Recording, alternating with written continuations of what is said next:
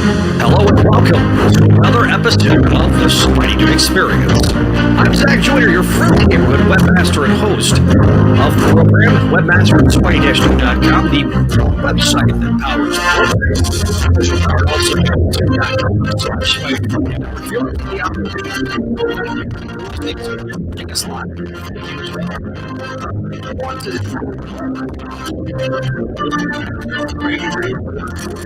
Zach, turn down the music. Be sure to check out the Spideydude, Spideydude.com. Of course, we want to thank our patrons at patreon.com/Spideydude Network. Fakeman, Phoenician, Scott, Kale, Greg, Georgia, Jurgen, Cindy, and it's not up on our screen yet, but it will be very soon. We have a new Patreon subscriber, and I had it pulled up, and then, of course, I went off. All right. Our newest Patreon subscriber is Jessica. Thanks to Jessica for becoming our newest Patreon subscriber. You'll be up on, you'll get shout outs here at the beginning of each and every episode. Voices from the Erie, the Gargoyles podcast. I'm about to re-record that intro. If you're listening to us on there, you'll be hearing everybody's names redone on that. Of course, we have all of our shows here on the Spidey Radio Network, including Amazing Spider-Man Classics, Make Mine Mayday, Spideydude Experience, Clone Soccer Chronicles, Spectacular Radio. All of these are up on Spidey-Dude.com. And if you're watching us live, not watching us live, of course, we give our standard disclaimer that there will be visual aids and or references to live comments that are made, as these shows are live streamed, and as a result, they will have some shout outs during the audio edition. So please pay that no mind if you're listening to the audio edition. But be sure to check us out and give us a like, a share, and a subscribe here on youtube.com/Spideydude Radio Network. Of course, this episode we're going to be covering issue 9 of Amazing Spider-Man Zeb Wells' run, the 9th issue, but it's also more affectionately known as ASM 910. Is it 910? 911. It's 903. Regardless. Hello. Oh, God. 903. Thanks to Neil. Speaking of Neil, the host of Books of X, the show coming very soon here to the Spideydude Radio Network Patreon first show, it is Neil, Local X Shrill himself. It's me, Local X Shill. Krakoa paid for my new webcam. Look at me. I'm sharp as shit. Let's go. Yeah.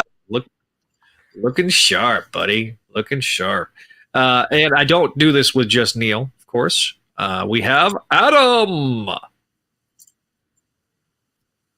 Hello, Adam. Okay. Great. Adam's in silence because he's mourning our intro. Yep. Number 9. To the Spideydude Experience. We cannot hear Adam. Those of you that are listening to the audio edition. My audio was garbled. It's because for some reason the board got wonky and the board. There's gonna be, okay, so here's what's gonna happen. My mic was muted. Since we're on the yeah, I know. What a great start! Holy shit. We've effed this up like royally. So if you're listening to the audio edition, I have obviously redone the intro because F me. Don't want to drop the F-bomb this early in the episode. But so one of the changes that you're going to see here on the YouTube channel, as well as obviously the audio edition, is that there will be a pre-recorded intro video. It's going to be at the beginning of each episode. So kind of giving me the normal disclaimers, the advertising for the Spideydude Radio Network, the Patreon thanks. I will try to keep that as up to date as possible. And we will not only have it to where the video is great, but also the audio equally is as good. So that is kind of the plan. It obviously is not on this episode, but on one of the future episodes is that's will be what debuts. So hopefully it's a little bit better listening experience to those of you guys that are listening to it, not only the audio side but on the video side. So, and we'll be adding that. Just kind of programming note. I think we'll be adding that intro to the Patreon exclusives too when they get uploaded. The Patreon exclusives will have its own intro. Oh, okay. Like each show is going to be, it's not going to be a standardized intro across the board, mainly because I don't feel like that's fair to like the Make My Mayday side of things. So there's going to be a Make My Mayday intro, a Spideydude Experience intro, a Patreon exclusive intro. Obviously, if I'm doing a Patreon exclusive intro, I'm not going to be naming the Patreon subscribers on the Patreon intro. So it'll be a little bit different. It'll be more of a thank you, and because all that Patreon exclusive stuff is going to be now. Obviously, Books of X is going to have its own intro. So I will be very busy recording intros, because the one good thing about having all this content on the site is that I have all this content on the site. The bad thing is that I have to record different intros for the shows, so that way the intros reflect the shows themselves. So one thing I will say this, if you're listening, if you're a Voices from the Eerie fan, we are trying to shorten the intro music as well as shorten the amount of stuff at the beginning of each episode, so that way it can get to the content quicker. And then we'll be doing more of the thank you stuff at the end of each episode. So that is a programming note you'll probably notice later on. So tonight we're kind of doing a little bit more of the seat of the pants type stream. Because excuse me, as I cough, try not to cough in the microphone. Look at all these books. It's like 8 of them. Dude, what kind of webcam did you buy? Oh, I just found it in my grandfather's stuff. Oh, well, dude, I asked him if he wasn't using it, and he said, no, I'm not using it. So I was like, sure, I'll take it. Well, it looks really good. It really does look good. I can cut freaking glass with my chin. Your webcam right now looks better than mine. Now, granted, let me go to my settings. Yeah, I can't go full high definition because. Yeah, I went. I haven't bought any books for a while, so I had to go catch up on my purchases. So that I'm kind of cheating with what I've got. Yeah. All right. So this is episode 46. Kept saying 47. If you, I don't know why I thought it was 9/11. It's because 9/11 was this weekend. That's the only. That's my only. Well, you said it, not me. The weekend that I would have said it much worse, but I'm glad that you did it and I didn't. Neil, what is it about you and appropriateness when it comes to shows? So, okay. Obviously, Neil is going to be kind of the star of this episode because he's going to be the one explaining to me what the f is going on. Because, like, I'm just going to say this. I know Nick Lowe used to edit the X-Men books before he jumped onto Spider-Man. God, we don't know why. We don't know why Spider-Man's tying into X-Men specifically. It to me is a really weird mashup. I'm guessing it's because the X-Men books are selling really well, and Nick Lowe wants some of that X money. Damn it, Walter. So our good buddy Walter, I am back to chew bubble gum and make Zach drop the F-bomb, and I all out of bubble gum. Well, he said it somewhat correctly.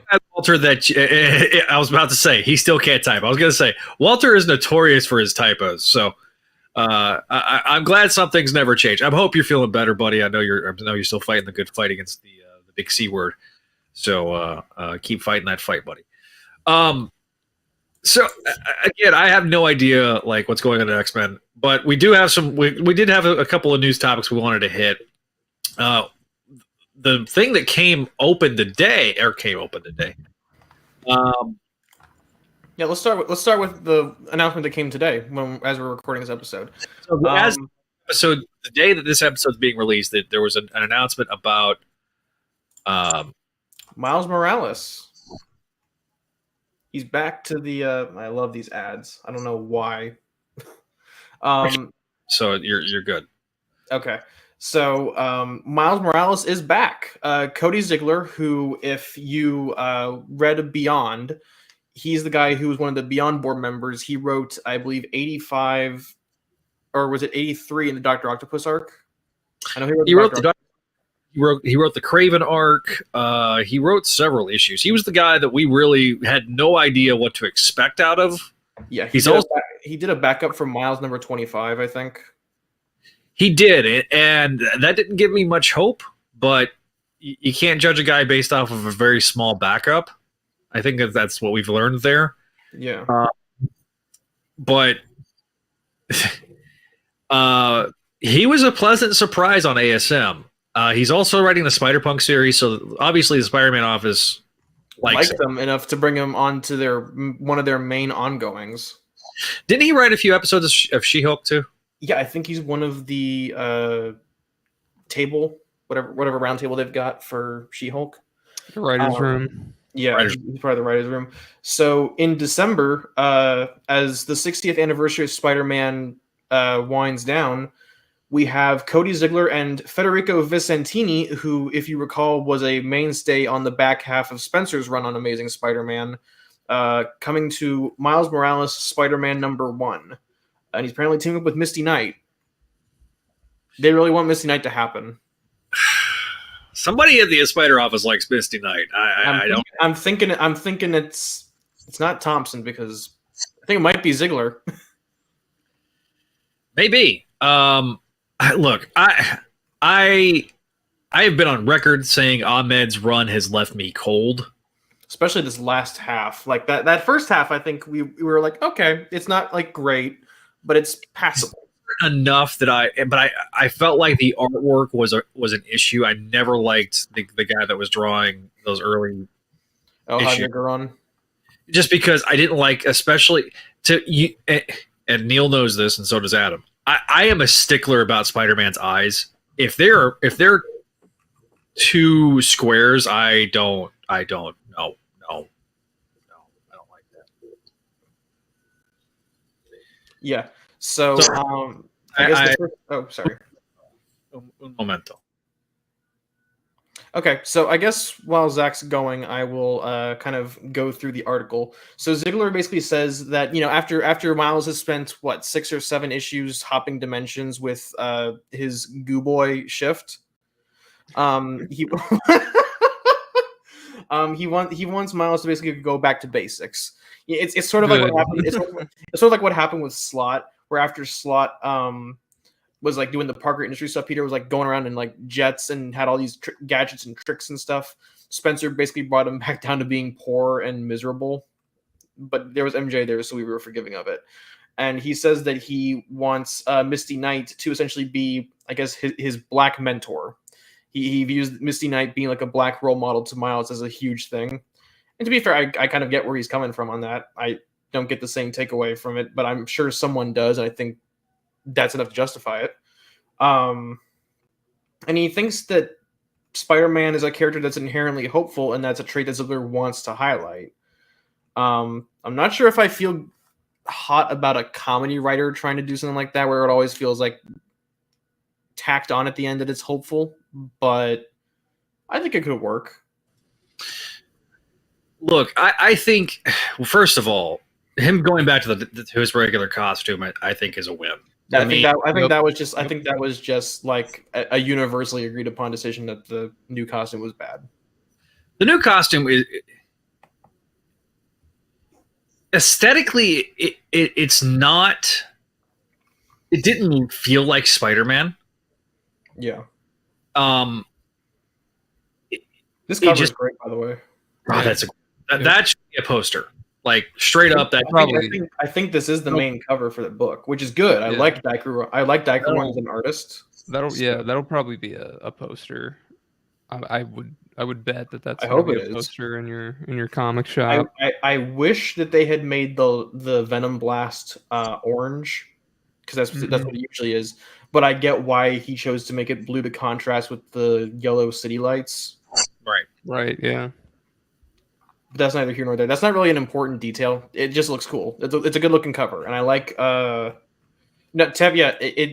Miles Morales is ending. It's ending with issue 42 in I think October, and then Ziegler is bringing it back for number 1.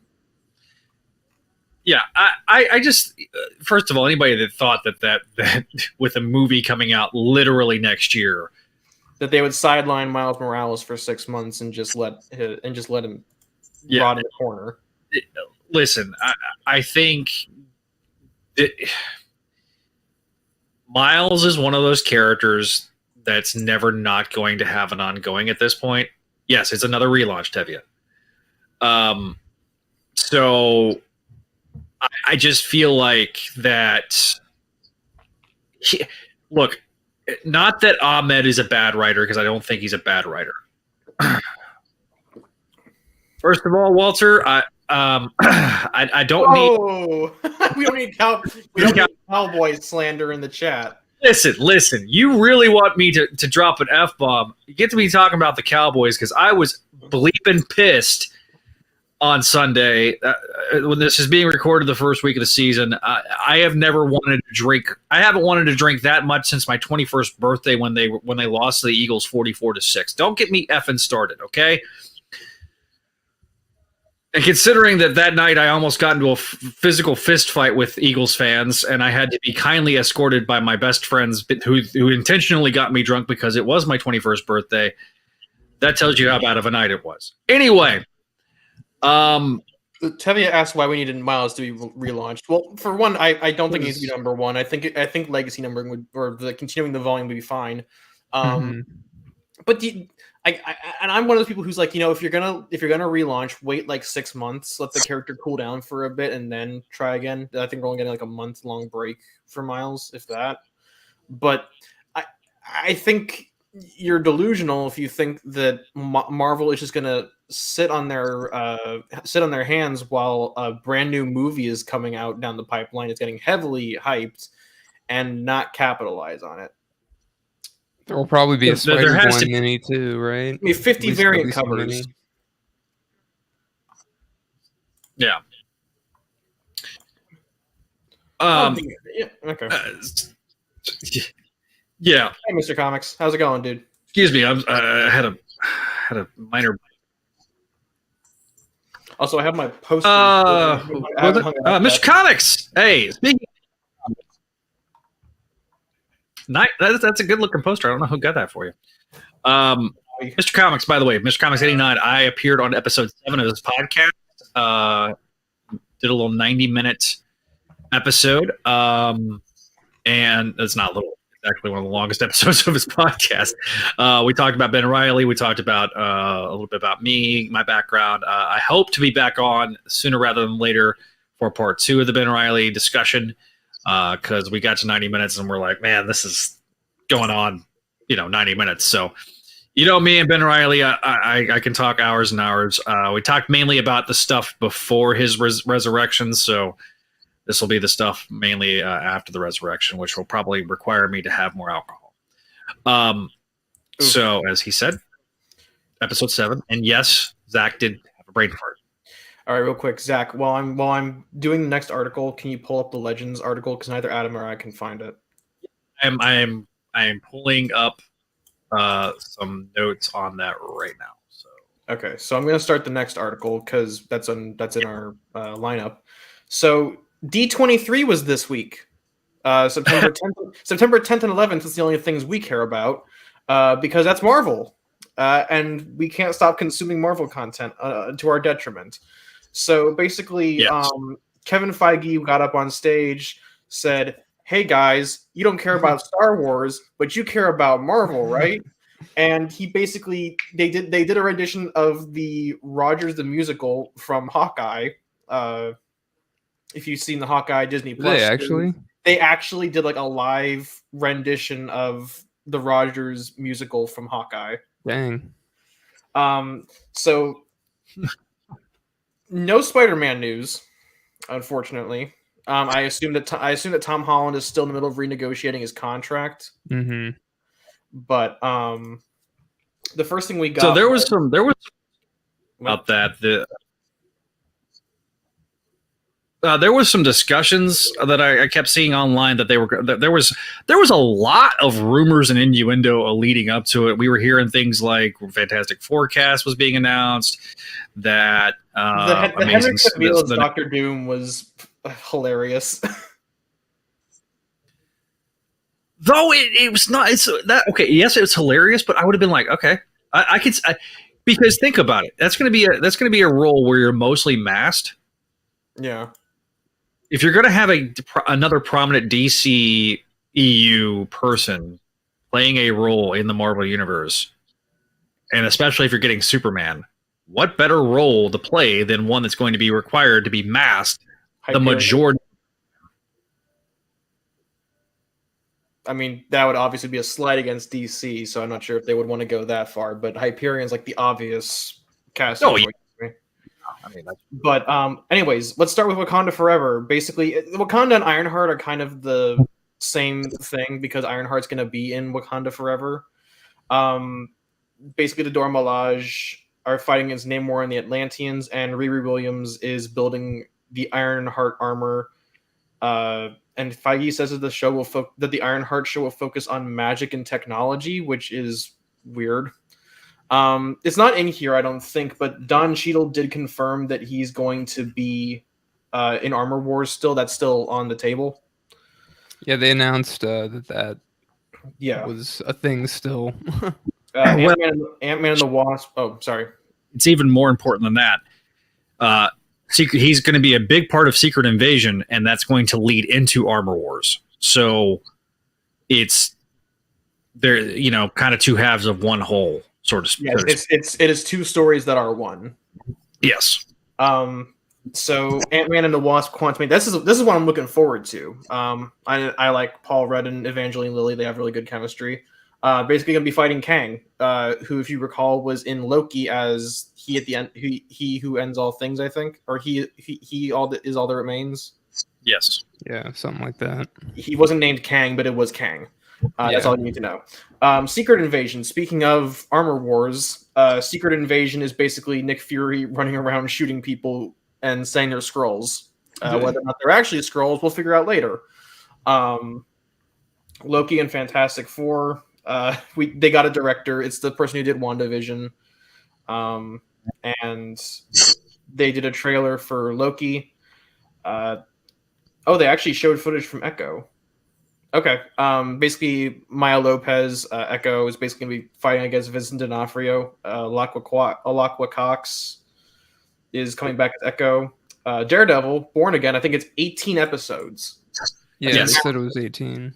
They also debuted the new logo, which incorporates the Daredevil symbol. Yeah, and I think they shared a little bit of footage in She-Hulk. So I'm expecting that to either be this week's episode, the fifth episode, or I really think it's going to be episode 5, which is going to lead into episode 6. No, yeah, I don't think they would wait like 2 weeks to have footage floating around. Captain America: New World Order. This is a weird one. So Anthony Mackie's coming back as Captain America, Falcap, and he's going to be joined by Joaquin Torres, aka the New Falcon, Isaiah Bradley, who, if you recall, was, I believe, Patriot in the comics until they lost the rights to him and he got shunted into oblivion. And Tim Blake Nelson, who, if you recall, from 2007's Incredible Hulk, or was it 2008? It was 2008. It was the second movie of the MCU. Yeah, after Iron Man. Yeah. But he hasn't been followed up on since that movie. And it's not here, but they cast Sabra. I don't remember the actress's name, but that was a huge deal on MCU Twitter that they're casting an Israeli actress to play Sabra, who, if you recall, was, I believe, a Mossad agent who gained superpowers to serve Mossad. Yeah. And it was in Peter David's Hulk run, right? Yeah. Okay. So this basically, between this and what's happened with She-Hulk, kind of now canonically makes Incredible Hulk finally no longer the bastard stepchild. Like, they're heavily, they brought in Abomination. They're bringing in a leader. And Abomination's played a role now in 2 different projects. Obviously, She-Hulk and more comedic side, but also the cameo in Shang-Chi. So them actually treat, and obviously we saw a lot of William Hurt's General Ross, Secretary Ross, who was played by the now deceased William Hurt. I'm gonna bring that up for Thunderbolts too, because I brought that up on Twitter and somebody had forgotten that he had passed away. But I'll skip Thunderbolts and come back to that because I have a lot more to say on that one because that's the one I have the most investment in. The Marvels, Brie Larson, Iman Vellani, and Tiana Paris were the last people to come up on stage talking about how they're, I guess, coming together to face an unknown threat. But they're doing the Fantastic Four Rise of the Silver Surfer bit where they all switch each other's powers for comedic effect. And this one is Thunderbolts is the one that I'm not upset, but I've got a lot more meat on the bone to get picky about. So they revealed the lineup as Ghost, Red Guardian, Bucky, U.S. Agent, Yelena Belova as Black Widow, and Taskmaster, with Julia Louis-Dreyfus as Valentina. yes, who has previously appeared in Falcon Winter Soldier and Hawkeye, or no, Black Widow. Sorry, I'm thinking. Oh, Falcon Yelena appeared in Hawkeye. I'm wrong. Yep. I'm gonna be honest. I'm not a huge fan of this lineup. The main issue is that there's so many just of the same power. So Tevye, it's the one from Black Widow, the one that was mind controlled. I think was that what ended up happening. So not only did they have like too many of the people who have the exact same power, you got and the Ghost from Ant-Man and the Wasp. That's a big one. That's one of the only people with a unique power set in this movie. So my main issue is that this is kind of turned into Marvel's equivalent of the Suicide Squad, where it's just like, hey, look at all these disgruntled characters who are tasked with the government for doing thing. And for me, no Zemo. That's the big. I'm sure. Like Paul and I were talking about this. He's probably going to show up in the movie, and that's why they're hiding it. But Zemo as Citizen V is one of the major carriers of the Thunderbolts in the comics. I would be fine if like they got like 2 characters, like Zemo and Songbird, because Songbird is one, she has a unique power set. And 2, she was the heart of the Thunderbolts that genuinely wanted to become good guys. Now we're not getting, obviously not getting that, but a character like Songbird would be good to I guess reflect against like these hardcore military types like U.S. Agent and Taskmaster or Yelena. Well, and look, a lot of people thought that they were setting up for Thunderbolts. This is not most of this lineup. We kind of saw that. We saw this coming a mile away. I'll say this, the Thunderbolts concept because there's no Avengers right now. Like the Avengers essentially disbanded after Endgame. There's no FF yet, and there's no X-Men yet. We're not getting the X-Men for a while. So there needs to be a genuine superhero team to fill in the interim, and having genuine villains posing as heroes, it hasn't really been done in the MCU yet. But now we're just getting like the Avengers 2, because if you recall, the Avengers in the MCU were originally a paramilitary task force that went independent. So it just feels like we're repeating the same storyline over again, but this time with the flair of the Suicide Squad. The question is Val, the motivations with Val, who's pulling the strings? Is this going to lead to a Thunderbolts versus Avengers scenario? Is that going to be something that Thunderbolts, to me, in the overall scope of Phase 5, makes the least amount of sense towards where we're going with Secret Wars? Yeah.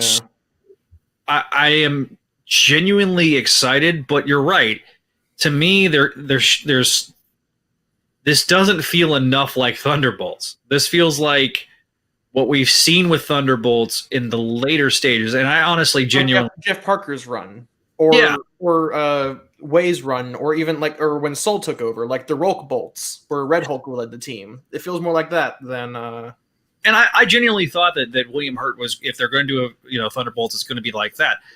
To me, I'd rather it be the Busick Bagley style of Thunderbolts, but you don't have a Masters of Evil yet, so that's kind of one of the consequences of killing off all your villains. The thing is too is that the Marvel stuff is pulling from all eras pretty much, but they sort of start with the newer stuff first, is what it appears to, and the grounded, usually the more realistic grounded stuff that they can make into tactical gear, right? And it's also the stuff that's been released more recently in the comics, so like Jane Foster, Thor, Ironheart, especially. So current readers who are also watching these movies are more familiar with that, or you have, a thing that has probably already been collected in a trade that's out there for the casual moviegoer to possibly. They just re-released the Thunderbolts in either, I think it was an omnibus, wasn't it? They released the classic Thunderbolts in an omnibus recently. But like you said, Neil, they're killing off villains, and that's true. There's a fine balancing act happening here, where it seems to me like, well, we have these kind of villainous characters that are becoming more anti-villains, anti-hero types that we can use for a sort of a more modern comic Thunderbolts / a Suicide Squad-esque scenario type deal. Yeah, I do like US Agent and Bucky on the team. I think. Sure. I think that they, especially because they have a bit carrying off of Falcon Winter Soldier. They already have this pre-established dynamic. So that's probably going to become problematic. There will be some headbutting. Elena and Red Guardian and Taskmaster. So you already have some pre-established inter-team conflict, which is good. So it's not like we're getting a brand new team where we've never heard of them before and we're having to do the origins. The origins are already done.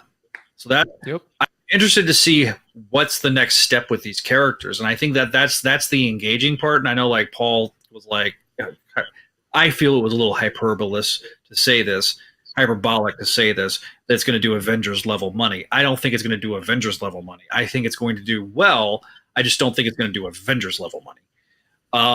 Black Widow is typically seen as a pretty mid Marvel movie. It doesn't have cap tier recognition. The problem with Black Widow was the way it was released.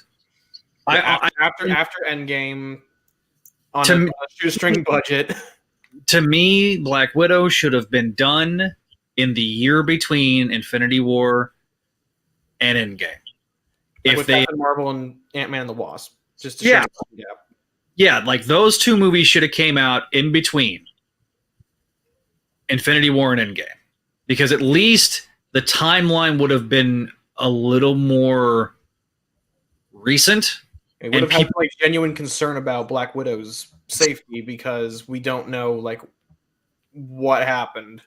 Exactly. So, because of the gap between Civil War and Infinity War, there was this big gap. It was filled pretty well, I'll say, by Black Widow. But if you had released it in between those two, the two big tentpole Avengers movies, I think it would have been better regarded, and it would have, I think, made more sense to the audience. I think between the debate between doing the day and date release in theaters, where you could watch it on Disney Plus or whatever, and you did the premium release, I think that whole scenario, when everybody was anticipating this is when we're going back to the theater, and yes, I don't blame necessarily the Disney for all of this, because obviously the pandemic played a role, but I think that's why people don't regard it as well. I think it was one of the better solo origin films, I guess. What? Is it a solo origin film? Because it goes into her time in the Red Room, but it doesn't really expand upon it. You don't explicitly see it; it's more alluded to. Yeah, but I think it did a good job of,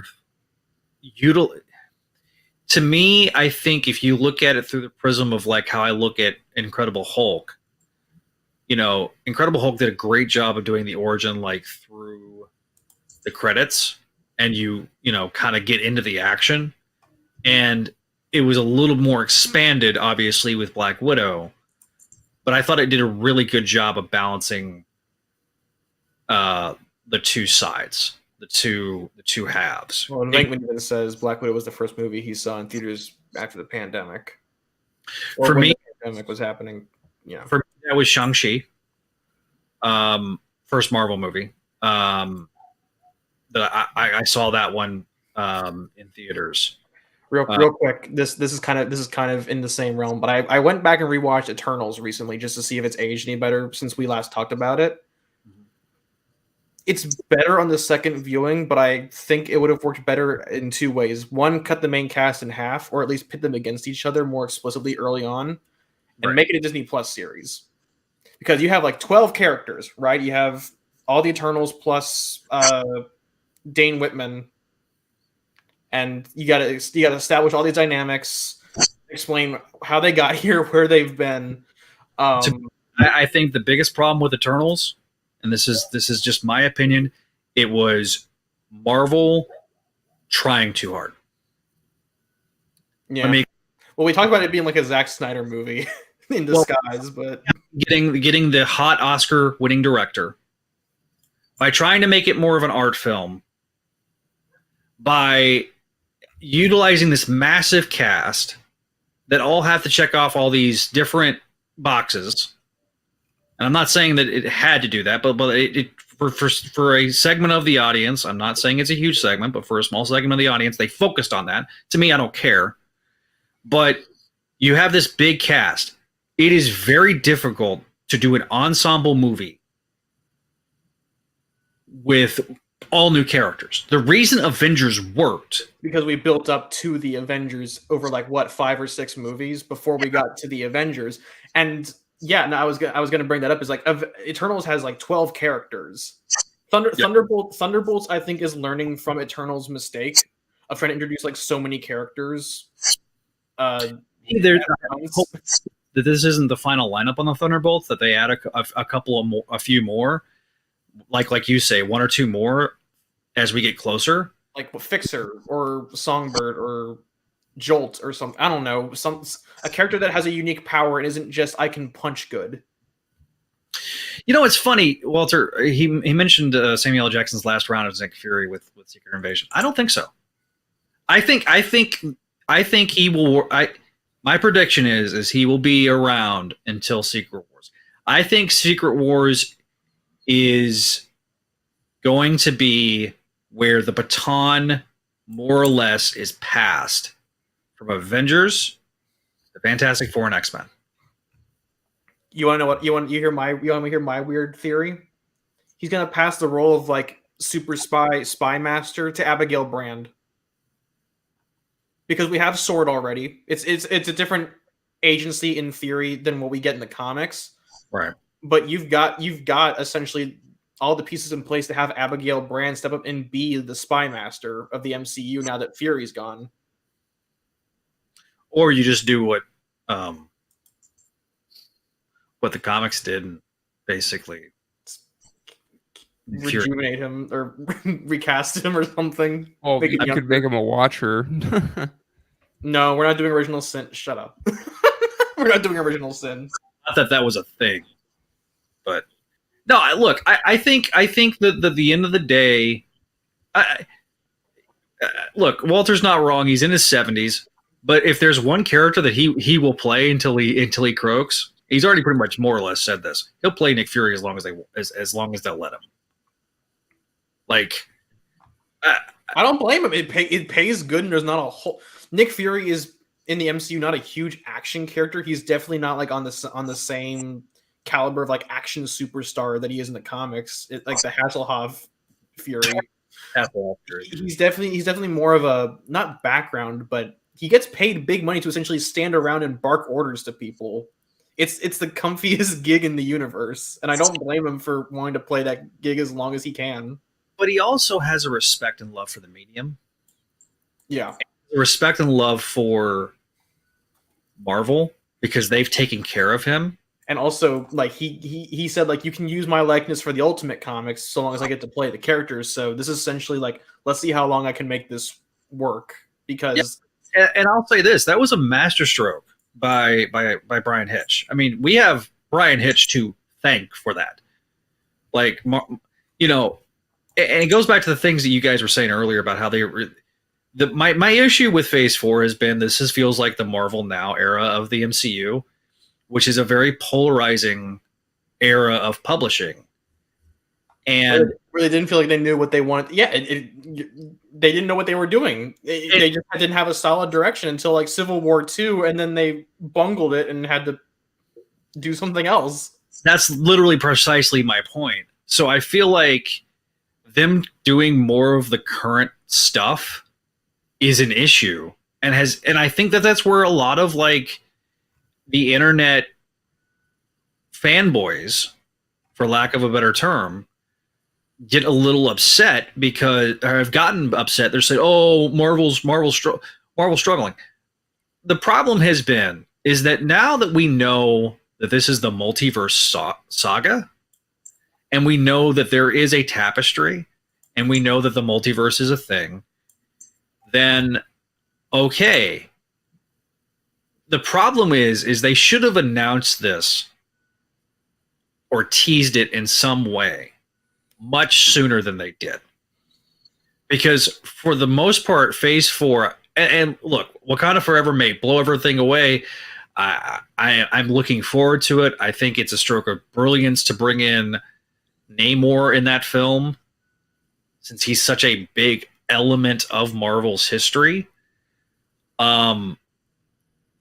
Mr. Comics and Tevye are kind of the duality of man, where he's like, "Oh, Marvel failed," and then Mr. Comics is like, I don't care. It's fine." It's basically the duality of man I'm looking at right here. But and that's great. To me, I feel like one of the problems has been too, the pacing of Phase 4 has been painfully slow. I feel like that they have not nailed the pacing of the shows. The shows have been very much. They've been movies. They've been stretched out. They've been movies stretched out to 3 hours, or 5 hours.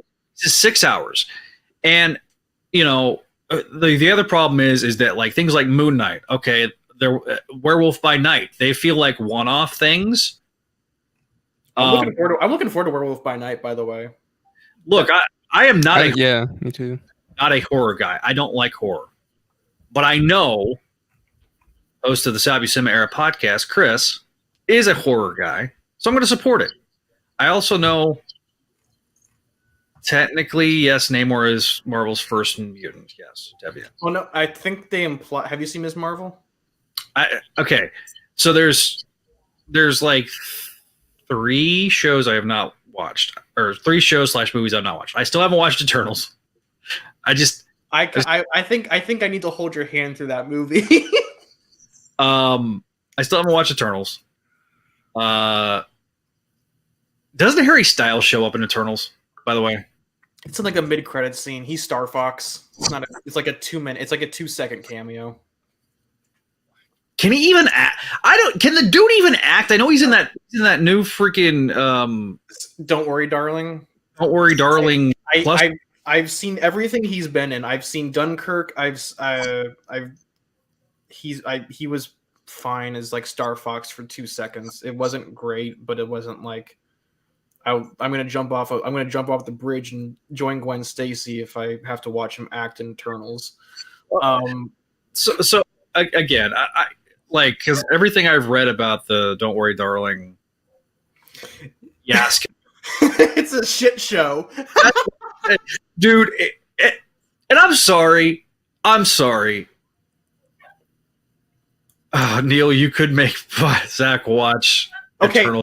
I think we're gonna end up doing an MCU watch through as a Patreon exclusive thing. Once we've run out of Spider-Man movies, we'll have to start watching the MCU to make Patreon quotas.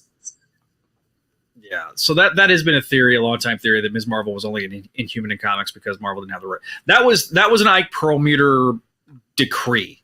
They wanted to lessen the impact of the Fantastic Four and the X-Men because they went to go renegotiate the contract at Fox, and Fox told them basically to go pound sand because it was a much firmer contract with Fox and Marvel than any of the other studios. And because of that, Perlmutter, as president, wants to try to go to renegotiate, and Fox basically said, we're going to do what we want to do. Screw you. Pissed off Perlmutter. Perlmutter basically came back and said, okay, we're going to... walked into the office and said, you're not allowed to do any more X-Men or Fantastic Four. Write them out. They canceled the Fantastic Four, Marvel's first book of the Marvel Age. They canceled Fantastic Four, and basically put X-Men on an island. On life support. Well, now they're literally on an island. Yeah, now they're literally on an island. But they were like, in terms of publishing, they were put in like limbo. They were literally put in limbo. Yeah, like it was the worst of times for the X-Men fans. And so that's kind of what ended up happening. Now, obviously, when Perlmutter was forced out, he's no longer playing this role. You got to remember, Perlmutter had gained a ton of power due to his stock options with the Disney Marvel merger. So, whereas I think Lucasfilm was cash, Marvel's was cash and stock options. So because of the way that deal worked, I think at one point Perlmutter had like the second most shares of Disney as a single shareholder, only to Steve Jobs' widow, who I think Perlmutter is like a cartoonishly racist buffoon, and I'm surprised it took like Robert Downey Jr. asking for more money to get Feige to go to Bob Iger and say, please get rid of him. Oh, I think that was just the final straw. I think Perlmutter was what Marvel needed when he came aboard. In the 90s, when he ran Toy Biz, right? Because it was him and Avi Arad running Toy Biz. And basically, Perlmutter came in and said, okay, we have to strip this down. It's too bloated. We need to cut costs. We need to get profitable. And for about 4 years, it was an utter catastrophe. Okay. I mean, you go back and read, like what the vibe of Marvel at the time in terms of publishing. It was bad. But some of the licensing deals, them licensing all these characters to the studios, them getting that cash flow going again,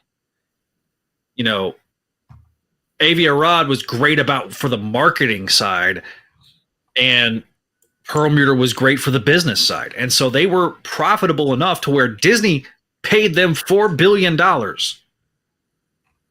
when they were worth nothing. They were bankrupt 10 years before. That's how crazy of a turnaround that was started with Perlmutter. So as much as Perlmutter is, personality-wise, is a jerk and okay. So as far as like marketability, I'm pretty sure he's a pretty smart fellow, but he's prone to being angered quickly. I'm wondering if it's just because he's old now. I think that he is very well. I mean, he's set in his ways, and he's very set. He's also again, he was one of those. He did not. Avi Arad craves the spotlight. He wants a Sinister Six movie. Perlmutter avoided it. They were two completely opposite sides. Perlmutter was like, "I'll handle the business. Avi, you go do what you do." Avi wanted to be a Hollywood producer, and ultimately he became one. But basically with Perlmutter, everything, the buck stopped with him. If there was something that was like big, Marvel TV, he had his hands on it. And he wasn't going to really give a crap about the movies and the live action stuff until Avengers made $1 billion. And once Avengers made $1 billion, then he started, throwing his weight around.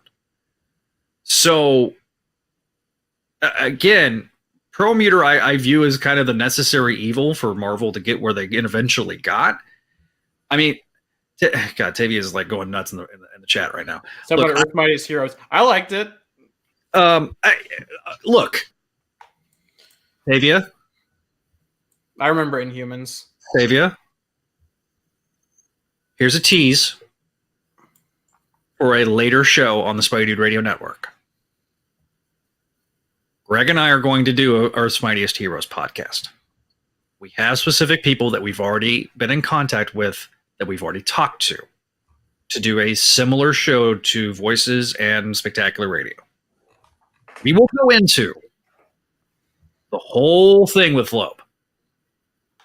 So just stay tuned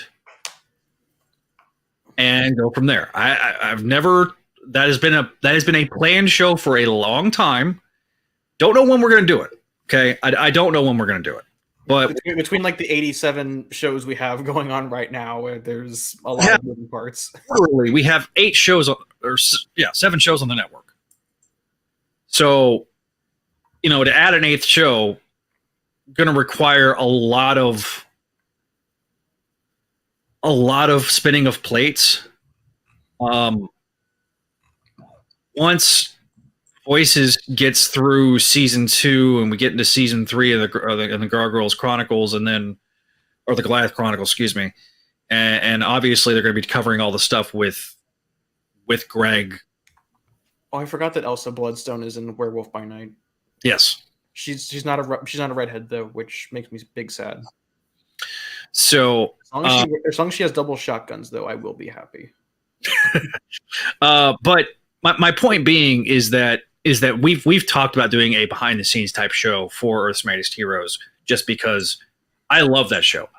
To me, it was the absolute best Marvel produced cartoon. So I don't know how you do what you do. I'm going to tell you, this guy right here stays on my ass as producer of the program. He's been great. I have great people. It's about getting yourself surrounded by great people. Kelly is a taskmaster. I say that with all the love and respect in the world, because she keeps me on task, and it's the commitment, man. You got to commit. Oh, hey, Sofalo, what's up, buddy? So it is one of those things where you just got to do it. It's one of those things too. The lessons that I learned from both CSC and Spec Radio. So, but let's move on from the MCU stuff. Okay, so Neil, in the private chat, go from the top link and just go straight down, and I'll go through these one by one with you. They're all different links. Yeah, they're all. I assumed you just spammed them all into the. Oh, they're all different stories. I don't know why that Marvelous News does it the way they do. Okay, let me. By numbering it, it's just dumb. Sorry, Marvelous News. Well, we had a very good engaging discussion about the MCU. Yeah. All right. The first one is a reminder. If you've bought Galactus last year for the HasLab, the big reminder is coming out that it is going to be shipping, which is not surprising given that last year it was around August, September when the Sentinels shipped. So if you backed Galactus, should be coming to your door very soon, which leads me to the next link. New HasLab. The new HasLab is going to be announced on the September 16th at 11 a.m. on YouTube. That is this coming Friday. So 2 days from now, going to be 11 a.m. Eastern. So likely going to be I think that this is just me speculating. I think it's going to be the Ghost Rider car. But I wouldn't be surprised if we didn't see for stretch goals a Danny Ketch Ghost Rider with his bike and potentially another Johnny Blaze Ghost Rider with his bike. I just think that I think the stretch goals are going to be something along those lines. This one, okay, I kind of have to go on a bit out of a rant. All right, so every year, Marvel Unlimited does their yearly box. Okay, so if you spend $100, you get an action figure, a Marvel Legends figure. This was a peg warmer at Walgreens for like 8 years. You could walk into any Walgreens that still had Marvel Legends, and you would see this yellow Daredevil figure sitting there. I have the original Walgreens Daredevil figure. This one's got a slightly different paint job, using the freaking Bucky Cat body. So it's using the old body. It is complete reuse. And I'm sorry, I would feel completely gypped if I spent the $100 on Marvel Unlimited to get that. Like, at least with the Ms. Marvel last year, or the Ms. Marvel variant that they did, where she had the freaking Spider-Man like suit from like that one cover that they did when they had the guest appearance, Amazing, during the slot run. Like, at least that there was something there, right? You know, they did like 1 year they did Rescue, the first Rescue figure they did from the comics. So like stuff that was exclusive. This just feels lazy. This feels like that. Like if they were using the new Vulcan body, I wouldn't even. I'd be like, all right, cool. They're using the new Vulcan body. It's going to be updated. Fine. For those that missed out on it the first time, they can go get it. This just was lazy, man. I'm sorry, Hasbro. And it's not even Hasbro's fault. It's freaking Marvel Unlimited. But, like, Hasbro had a hand in this. Terrible. Terrible. So, that's just my thought on that. It's terrible! It's dreadful. It's absolutely dreadful. Next link there, buddy. Okay. So that was a minor rant. So this...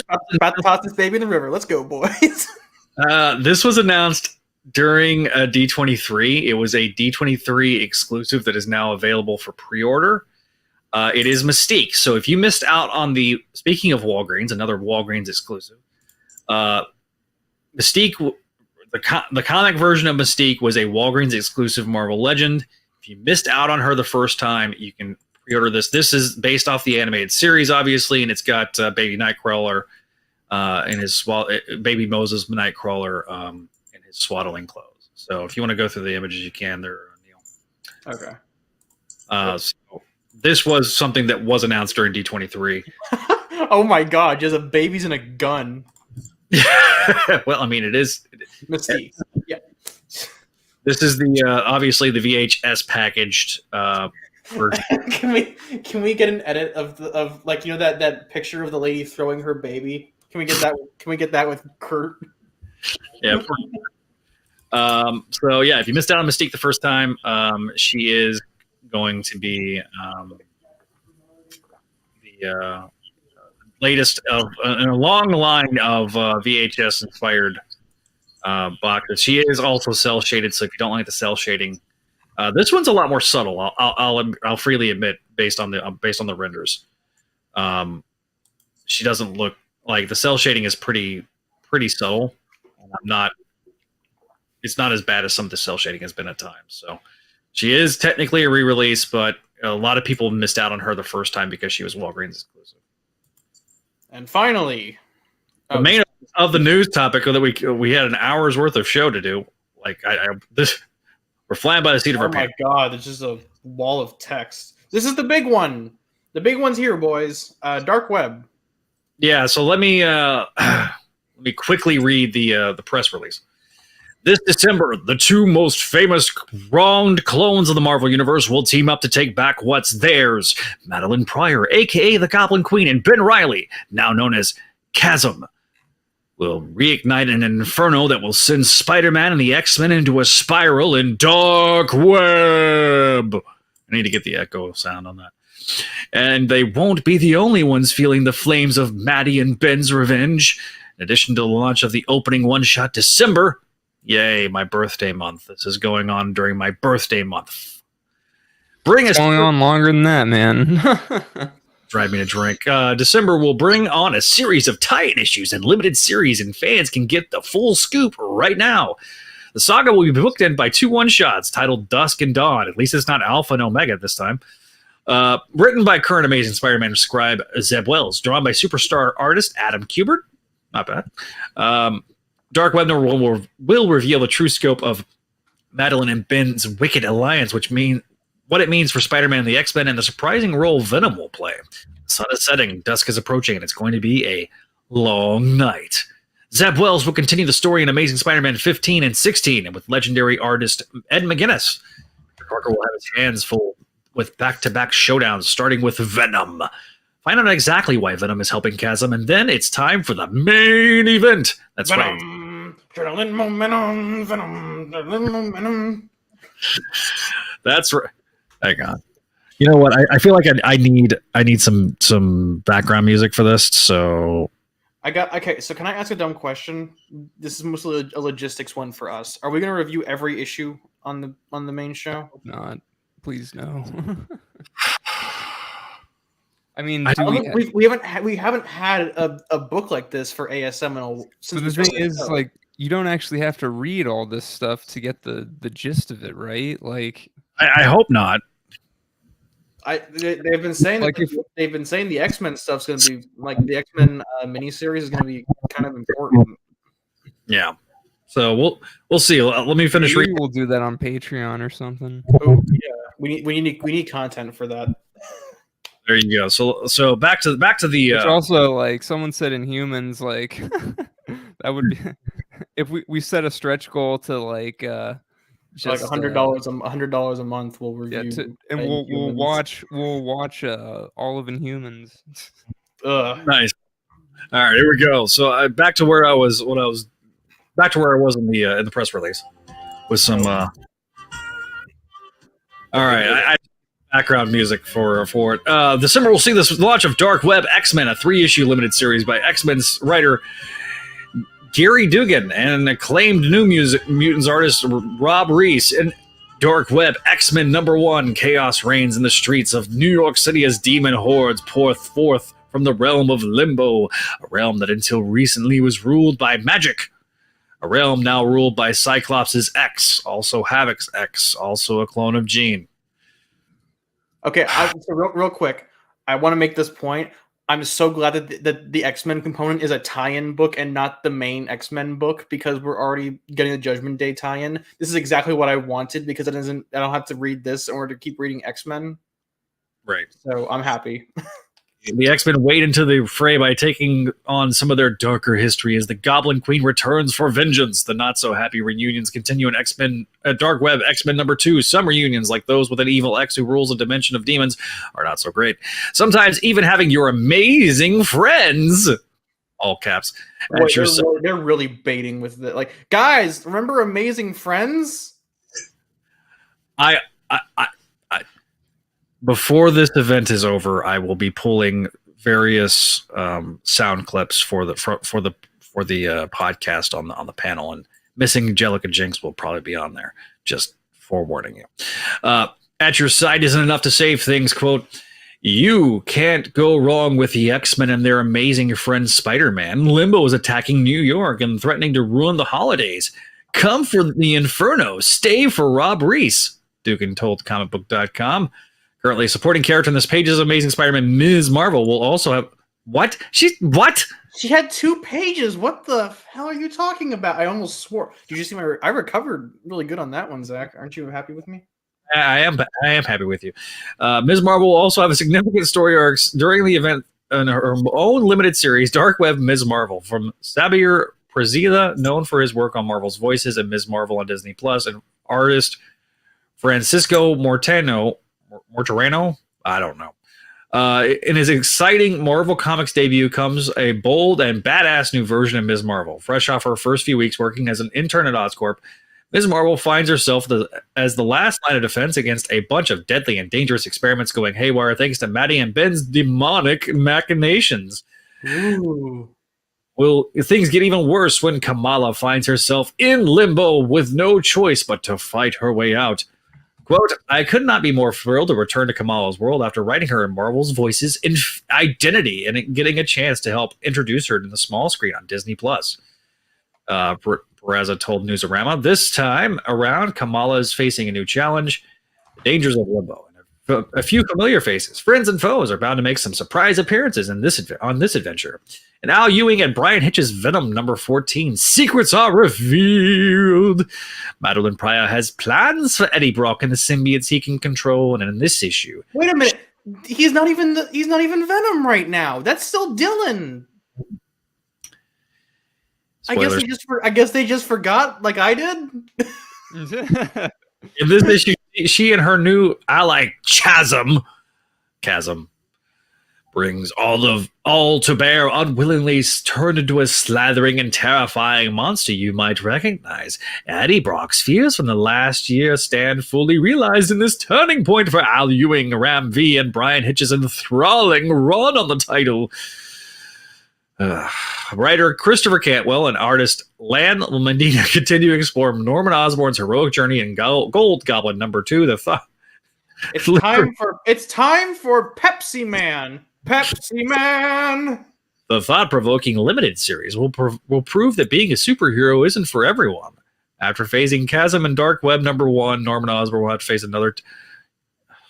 Damn it! Now I have to read Dark. All right. Norman Osborn will have to face another terrifying opponent in this issue who might cut Norman's new superhero career short. All right. Announced last month, two of the greatest loves of Peter Parker's life are in for a dark web adventure of their own in Mary Jane and Black Cat. After taking the character of Black Cat on a whirlwind of adventures in recent years in back-to-back solo series and the current Iron Cat limited series, Jed MacKay now will continue his transformative work on Marvel's premier Super Thief, and this time he's taken MJ along for the ride. MacKay will be joined by Vincenzo Caratu. I looked him up. He's got some really good stuff. He's basically discount Pepe Larraz. Okay. An up-and-coming talent making his exciting Marvel Comics debut in its explosive and kick-ass limited series. Mary Jane Watson and Felicia Hardy find themselves thrown into one another's path and then into limbo. But something has changed with MJ, and she's not the only one keeping secrets. Felicia's got a guilty conscience and it's playing havoc with their escape plan. The dark web is spun. Check out this complete event checklist and stay tuned for more dark web news in the weeks ahead. On sale 12/7, Dark Web number 1. On sale 12/14, Dark Web X-Men number 1 and Amazing Spider-Man 15. On sale the week of Christmas, Dark Web Ms. Marvel number 1. Mary Jane and Black Cat number 1. Did not mean to sound like I was throwing up. Mute button, bro. Do you even use it? Mary Jane and Black Cat number 1. Gold Goblin number 2. That's all out on the week of Christmas. And then on my effing birthday, Amazing Spider-Man number 16, Dark Web X-Men number 2, and Venom number 14. I love how the story doesn't even end in ASM; it ends in Venom. This Miss Marvel cover looks good, though. I mean, the two ASM covers I think look pretty solid. Here's the checklist. Here, you've got it. You've got it right there. So, So January 2023 will be ASM 17 and 18, Dark Web Ms. Marvel number 2, Dark Web X-Men number 3. Mary Jane and Black Cat number 2, Gold Goblin 3, Venom 15. Then the final chapter of the event is Venom Dark 16. Web finale. Wait, did we forget like half the things on here? No, it says Dark Web finale number 1. No, but like on here, it only goes down to Venom number 14. We're missing 2 Venom issues. I think We're the missing. press release is mostly just for For when December. December was announced. About December stuff. So then they'll talk about this is basically hyping up everything for December. So Black Cat is preggers with Peter's baby. I'm gonna block. I think that'd be kind of funny though. I would let it happen just to see if it's funny. So I'm curious. The one thing I am curious is McGinnis going to be drawing the entire mini, which okay, Adam Kubert is doing the bookend issues. McGinnis is doing the ASM issues. Yeah, which I'm okay with. I like McGinnis. I thought he did great in ASM 900. Yeah, to me, he was not the problem with that. Pepsi Man. Oh, did you? Hang on. Do you want me to pull up the song? No, please, for the love of God, no. Once again, J. Scott Campbell going to be doing the covers for Mary Jane and Black Cat with boob socks. Right click and save, boys. Right click and save. Well, they're the main covers. They're the main covers, though. I'm just gonna right click and save the whole book then. Oh man. Or I'll buy the variants. All right. I'm a right click hero. All right, so we are an hour 11 minutes into the episode, and we're just now getting into the meat of the stuff. How did this go wrong? Well, the dark.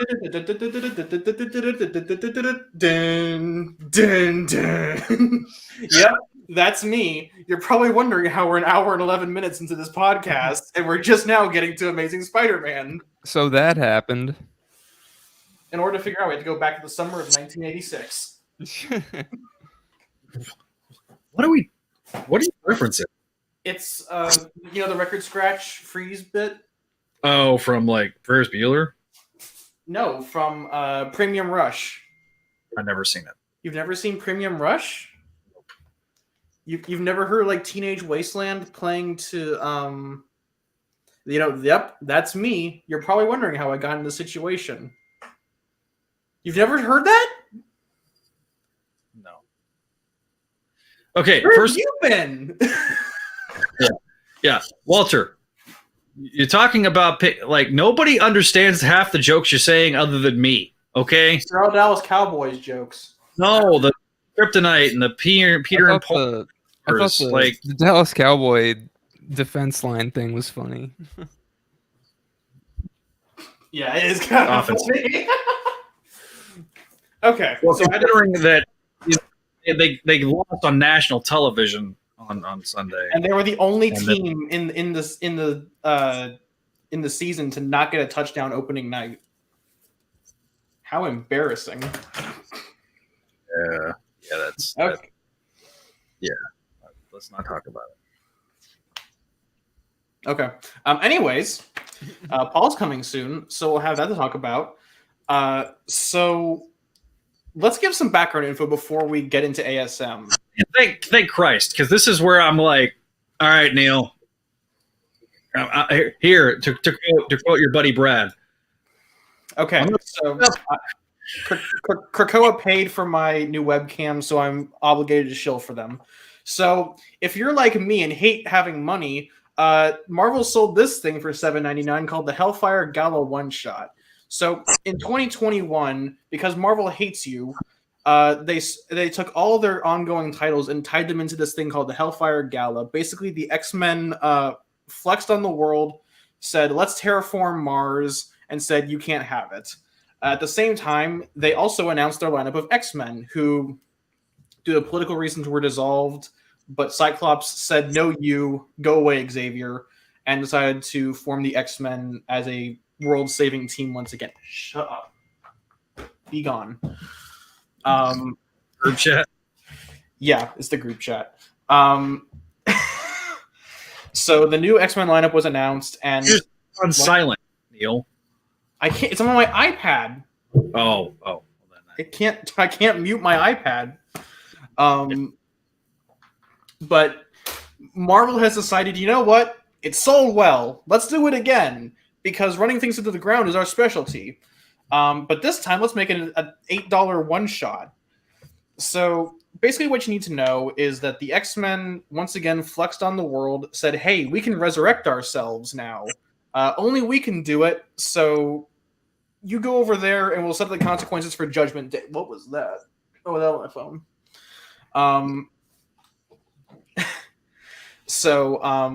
The new X-Men lineup was revealed, and since this is going to be in Dark Web, this is kind of important, actually. So it's Cyclops and Jean are once again leading the team, and they brought in Havoc, Forge, Magic, Iceman, and Firestar, who was like a reluctant recruit. Jellica Jinx! And there is your X-Men for the year of 2022 to 2023 until we have another one of these overpriced one-shots that I will buy because I have no shame. All right. So if you read Free Comic Book Day, that takes place before this issue. It's in the Avengers one, I think. Mary Jane is now a drug rep for Krakoa's Dementia Be Gone. She uses it to help Aunt Anna watch Severance. And as she tucks her into bed, she goes, "Okay, Aunt Anna, let's get you to bed. Let's go back to the home." She's accosted by a robot. And if you hate yourself and read X Lives, X Deaths of Wolverine, you would know that this is Maura McTaggart, who has been secretly manipulating Krakoa from behind the scenes for months.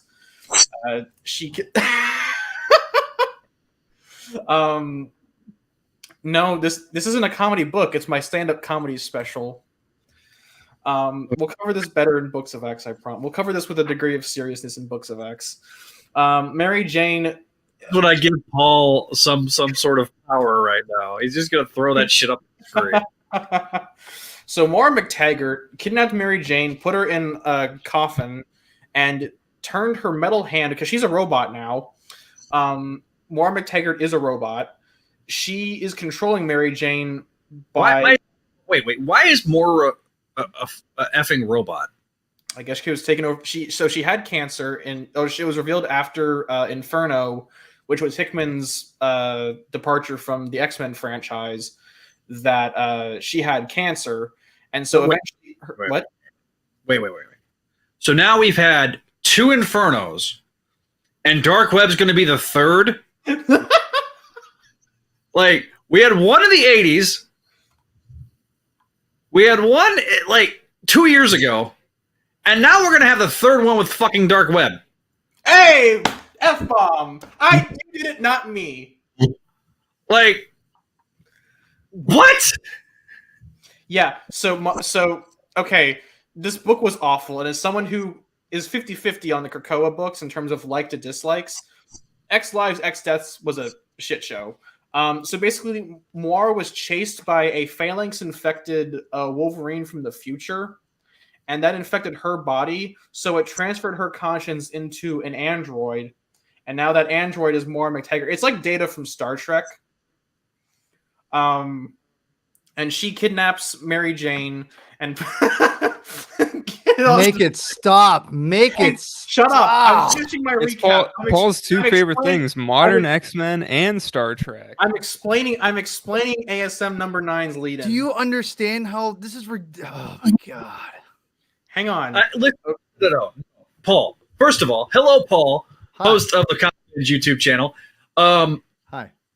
We have to give context here. Don't know why suddenly Context for this crap. I mean, seriously. ASM number 9. Yes. No, we don't. Because if we don't, people will get ass blasted because they'll come in not knowing what the hell's going on. Yeah, like me. And you know what? I still don't care. Same, actually. I still don't care.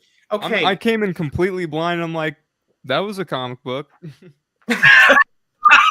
Well said. Okay, so what happens is Panels. Maura Jane, we're going to call her Maura Jane for now. She comes in, basically gives Proteus the middle finger and says that I just pooped out a 3D printer. Why is Proteus back? Why is Moira a villain? God. And Spider-Man thinks, oh no, Proteus is going to kill Mary Jane. I better kick him in the face. A commotion happens, and Wolverine and Spider-Man web swing off to save the day. Okay, so that leads us into Amazing Spider number 9. Does anyone have any questions? Why is Really? Moira a villain now? That's what I want to know. Because she had cancer and got infected and turned into a robot. That book was awful. As someone who is pretty like in modern X-Men, that was an awful series. And they're laughing.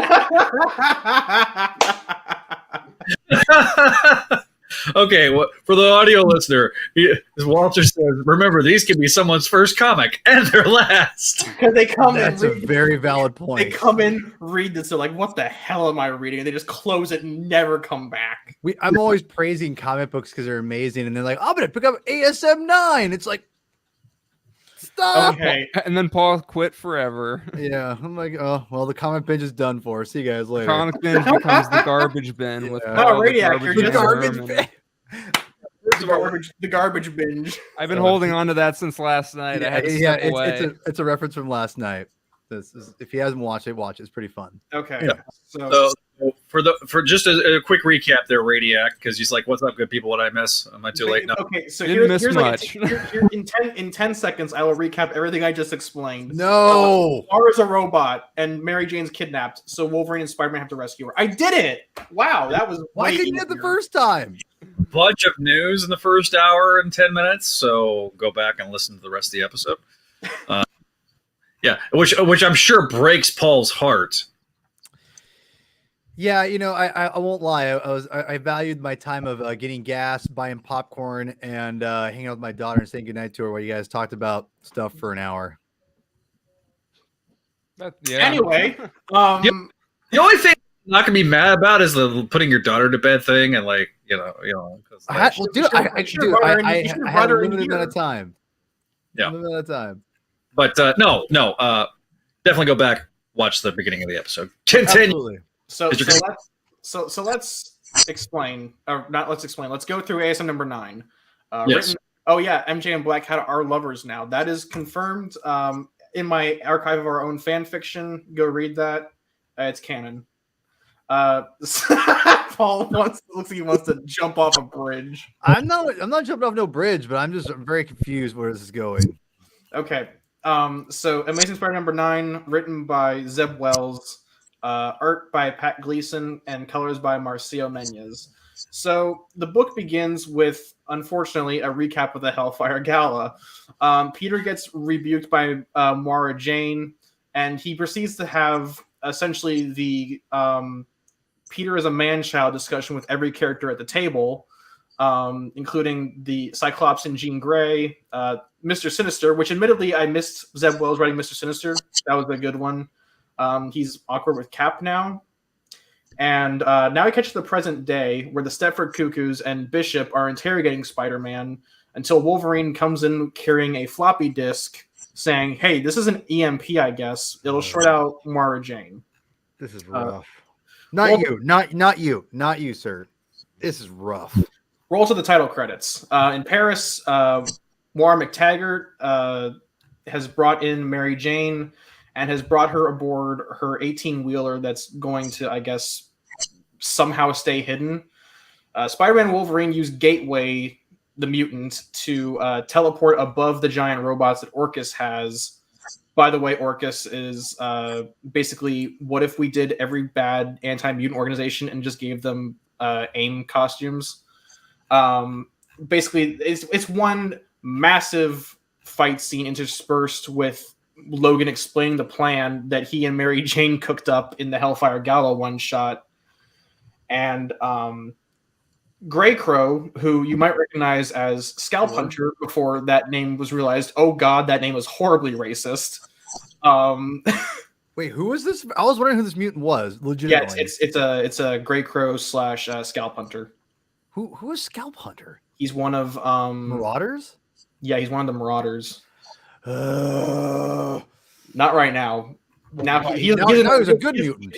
He doesn't even have a book anymore. He was in the hell. He was basically in the Mutant Suicide Squad for 18 issues that Wells actually wrote. So, anyways, Grey Crow gets shot up trying to raid Orcus's headquarters, and then Wolverine, I guess, just Craven Last hunts his way out of the floor and brings Spidey with him.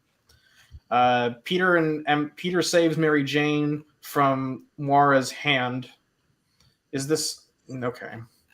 That's stupid. Peter tries to use the EMP, but accidentally just stuns an generic Orcus soldier, and the day is saved. Peter uses his drone, I guess. Meanwhile, in the New York gate, Peter walks MJ home, and MJ says, "I'm not going to talk to you because of Paul." And she says, "Damn it, Peter, this isn't a..." And Peter says, "You love him so much that you can't even talk to me." And Mary Jane says, "Damn it, Peter, this isn't about you. It's about responsibility. I thought you'd understand that. Issue's over." I did it under 3 minutes. Okay. Let's go around the horn real quick. We'll start with Adam, because I'm sure I want to hear him, because he's the one who I think has the least to lose in this situation. We'll do grades, and then we'll kind of do back and forths about actual content. I'm in a good mood today. I gave it a B+. Oh, holy shit.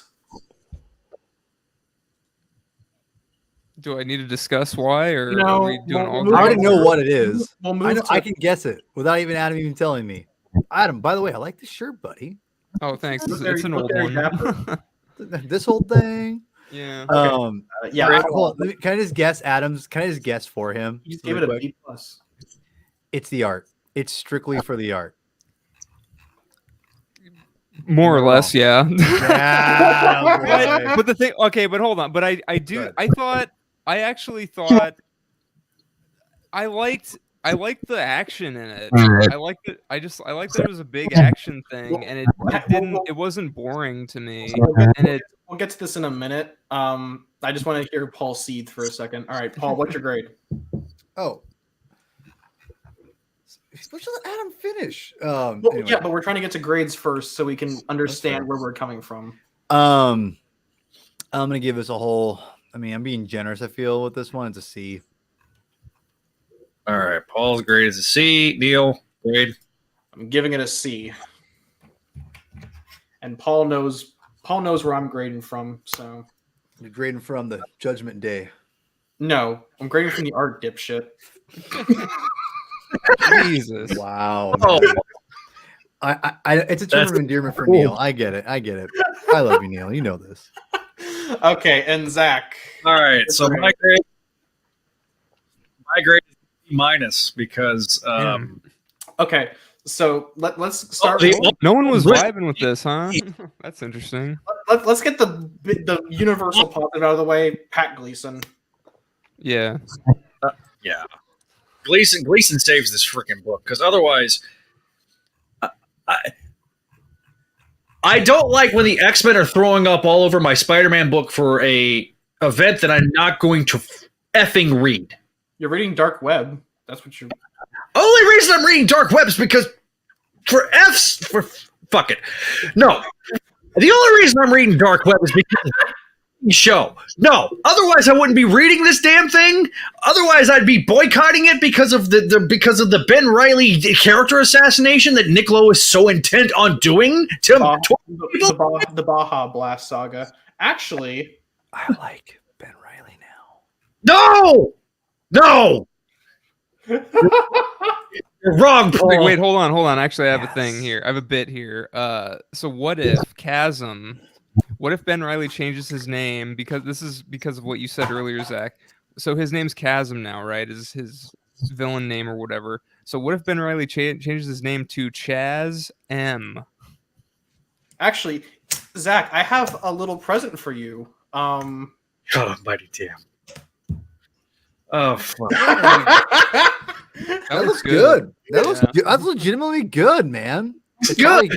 It's good, but it's a slide against Zach's favorite. I think we're gonna have to use that when we get to Dark Web. No, we're going to use it. Dude, it looks good. Look.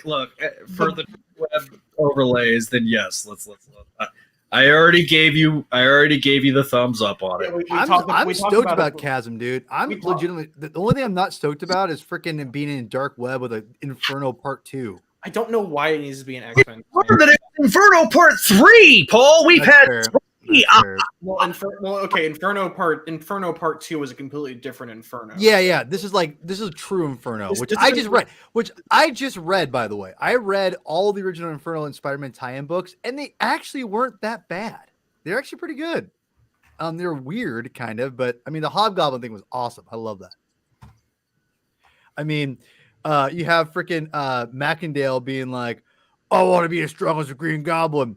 Demon thing, give me strength." I'm like, this is the best like writing of all time. This is the shit. This is so good. I mean, it's Conway too, man. It's so good. I mean, listen, it's cheesy, sure, but it's like so much fun. Like this is like my era, right? Basically what I'm reading right now, and it's great. So, but here's the thing: when I was reading that free comic book day issue, and I read, and like the freaking mailbox thing came alive, and I went, "This seems like Inferno," and then all of a sudden, like Madeline Pryor is there, and you're like, "Oh, shit. Inferno." Anyway, sorry, so I digress. I have a weird positive for the book, and I think it's that it does a pretty good job of not only transitioning from the Hellfire Gala one shot, as someone who did read the Hellfire Gala one shot. Not only does it do a good job of being self-contained on its own, but in terms of pacing, it does a pretty solid job of carrying on this plot point from that book. I'll say this: we've had some over the years. We've had some really terrible tie-in issues. This is not a bad tie-in issue. That if you're reading X-Men and you're paying attention with the X-Men stuff, I think it does a really good job navigating the status quo of what's going on. So in that regard, I think it does a pretty good job. And I think it's executed. That's why it doesn't get a failing grade from me, because it's a well-executed issue. But I don't care about the X-Men. X-Men and their current status quo. I don't dislike when Wolverine guest stars in a Spider-Man comic. I thought the interaction between Logan and Peter is really good. I like certain moments when he yells at Logan that Mary Jane's the most important person in his life. That's a positive for me. The whole ending, melancholy ending, where it's about responsibility, Peter, where she throws the responsibility card.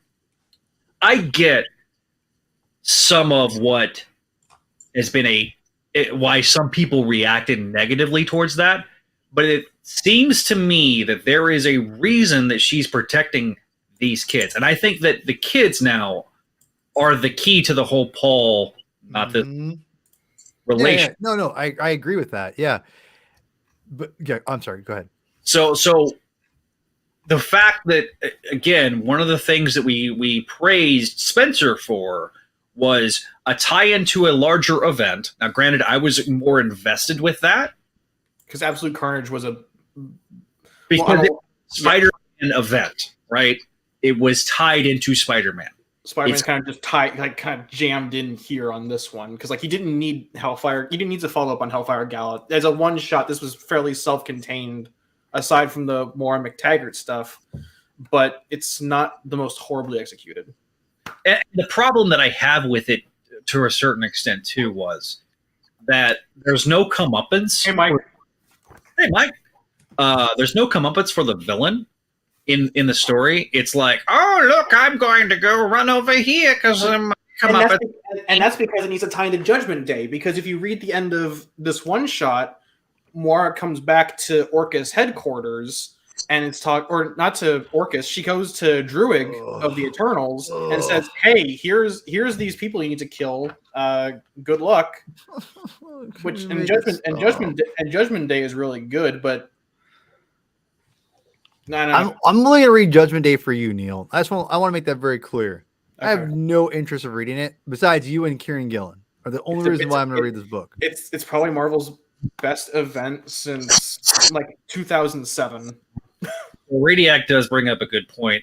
I do believe that the delays in the releasing of these issues hurt the issue even more because it's been 3 months since the Hellfire Gala one shot dropped. Right, promotes another event going on, and the next issue of ASM is a tie-in to the said event.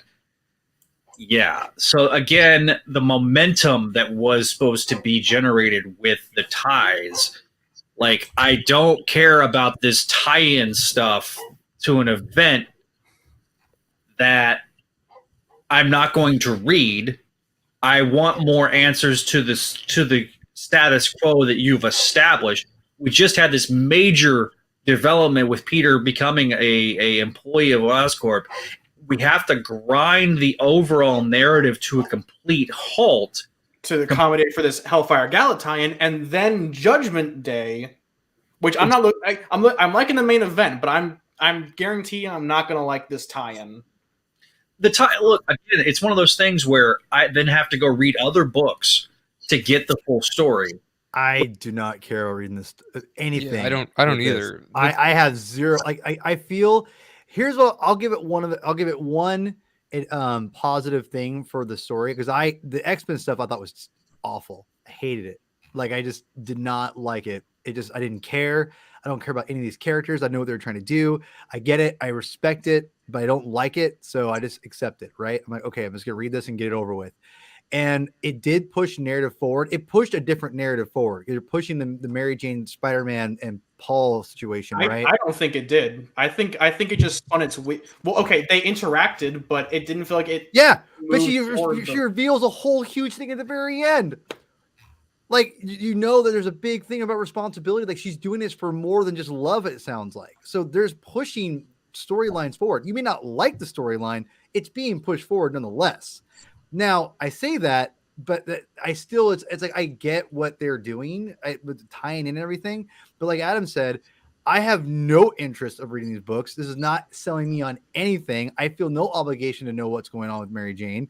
I don't care as far as what's going on with Krakoa. So, you know, and here's the thing too. It doesn't matter if this thing was like on time or not. I'm not reading it. I don't care. And most people who are reading it for Spider-Man, I would say for the most part, aren't going to care about it either, to be quite honest. So, I agree with Zach. I actually agree with you on that. As someone who used to be like a hardcore ASM only guy and only just recently started getting into X-Men, I can understand that sentiment of like not wanting to have to go read a completely different franchise to go. I don't have to, and I'm not going to. That's the thing. Like, I don't have to. I'm not going to. Though, right? When I say that, was that? You know, you understand what I'm saying though. No, totally. No, I get it. Like, I just one thing I thought Zeb Wells. This is not the worst thing in the world. It's just not. I just have zero interest in it whatsoever, and I feel like the X-Men are just such a mess, in my opinion. No offense, Neil. When I saw Moira was a villain, I'm like, oh my god, what is going on with the X-Men, man? It is just a nightmare. And I don't know. Listen. Gleason's art's incredible. I actually love the cover. The cover's cool. Right.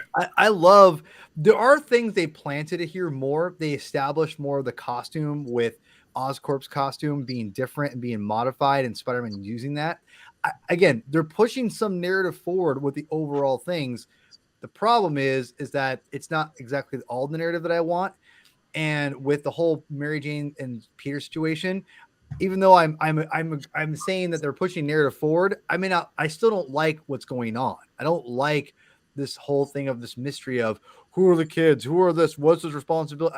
I just don't care. Right now I'm reading Spider-Man, being married, being a newlywed basically. Right. And it's awesome. It's so great seeing two people just love each other and like it just how they build off that relationship. Like, it's great. Venkman and just real quick, Paul. Venkman, and just to keep our monetization options available, I am not going to put that comment up on the screen, but I understand the mentality. Yeah, here's the thing, man. Like, people like different things, and X-Men, like, it's the difference between Chasm and X-Men. Venkman is this: X-Men have it's a whole like 800 characters. Chasm's one character that has come back in the last 5 years and has been a mess since they've brought him back. So to me, I just don't have the affinity for, like, I love the old school Ben that's from the 90s, but at the same time, I don't feel you can just have that Ben now. You just can't. That's my opinion. But again, the big difference is you're not upending an entire universe of a completely different universe that you were like in the X-Men that you are with one character that came back 5 years ago that is a very niche audience. No offense, Ben. or real quick, no Zach. offense, Zach. Real quick, Zach, before you and Paul go at each other's throats, you mentioned liking Wolverine in this book. I kind of didn't, and I don't know what I didn't know. I like the cover. I didn't like Wolverine. No, I'm just saying. Like Zach was mentioning earlier that he likes Wolverine showing up and he liked them in this issue. I didn't. Wells, for the life of him, cannot write like Wolverine dialogue where he needs to go grr snicked bub.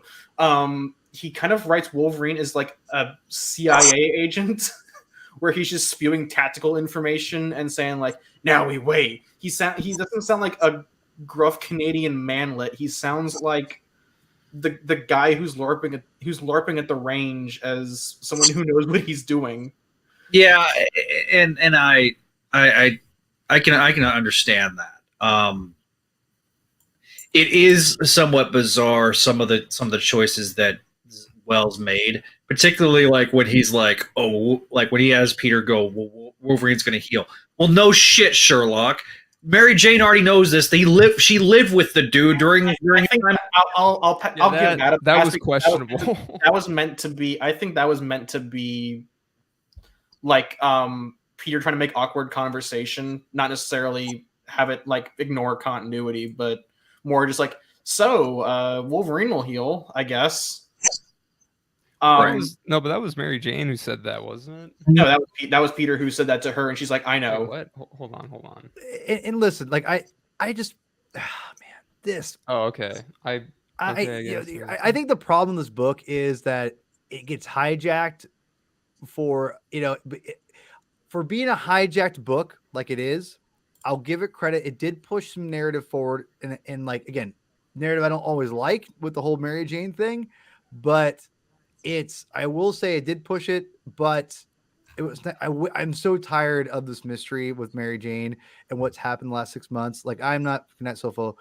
I'm done. I'm ready. I agree with most people. It's the least amount of what I want in any Spider-Man book right now. But I'll give Zeb Wells credit for what he's doing in hijacking the book. He actually completed a pretty tight, cohesive story in 22 pages that I think most people would it'd be awful. I do think it succeeded for the most part, but I'm just done. I don't need it. But at the same time, this is modern comics. This is what's been going on forever, and you're gonna get these issues, and you have to, and that's why I just take it on the chin and go, you know what, move on. So, like the Paul's mystery will be done in probably 4 or 5 issues or 6 issues, I assume, and then we'll hopefully Mary Jane and Peter will be back together. So, I am hoping, but by the end, we get to the dark web story. I'm hoping by February, March we're starting to finally get some answers.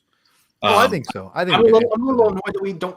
Not only do I have any answers, we haven't really progressed that plot point much from where we started. Like I know, Paul, you said that like the Mary Jane Paul stuff has had some momentum in this issue.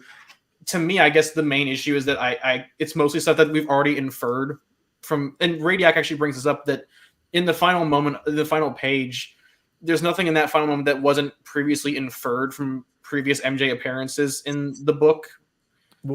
But from what though? Like here, so Radiac, I appreciate. I love. Disagreements are good. We can always build each other up through disagreements, right? So before we move on, I want to ask both of you guys this: when I read those issues previously, they call Mary Jane mom. We don't know any context of what that mom means because people call her mom for multiple reasons, right? People call her, they're not their biological parents' moms, or even they just know over the last year or so, right? It's because, again, I just want to stress that so I never read into it like that. Okay. So I don't know what relationship she has with those children. I have no idea where, as far as, she has a close relationship, obviously, but what it stems from, everything, why she's there, and they think of her that way, besides just being Paul's girlfriend, that is we don't know that. And so that's why I'm like, okay, these kids all of a sudden calling Mary Jane mom. What does that mean? That infers nothing besides what does it mean? So when the fact we have the very last page, she says, yeah, Paul, yeah, Peter, it's about responsibility. So I thought you should know something about that. It's like, dang. So there is obviously something that she feels obligated for that wasn't established before at all. That's not what I took into it anyway. So again, it was never implied it was all that they showed was that she has a close relationship with these kids. You can project on it to wherever you want. Like I project what I want and what you want and what Neil wants, but it was never shown why she's why she feels obligated or to be close with these children, because it is a choice. You choose to be close to someone. You aren't just close to someone because, I'm close to them because I have to be. Trust me, being close to someone because you have to be doesn't mean you have to. And I'm sure many people can agree with me with that. So when she said that, that's my favorite part, one of the favorite parts of the book, actually, because it tells us she may be with Paul for not the right reasons. So that's just I did have a bit of a tiff when MJ says it's about responsibility. I thought you'd understand that. I don't. To me, it felt not assaholic, for lack of a better word, but it was like you guys know each other well enough that that Peter is overly responsible to the point where he feels guilty for things out of his control, and that felt unnecessary, not cruel, because that sounds like that's me putting tone or inferring tone, but that just felt really odd to me that she's like, I thought you understood about responsibility, when Peter is the guy who sees a guy trip on a curb of the street and says, oh man, that's my fault because I didn't web the curb up. Well, so here's the thing. Let's break it down for a second. Let's kind of take a 10,000 yards view of what we know so far. We know that there was this big flash of light at the end of Beyond.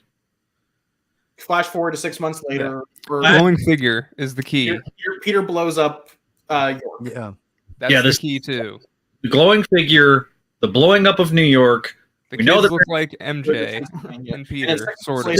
6 months later, MJ's broken up with him and he's poor again. Let me go through this. He did something to the timeline. Whatever, the Fantastic Four was involved. I think these kids are Mary Jane's through timeline shenanigans. They're probably Peter's too.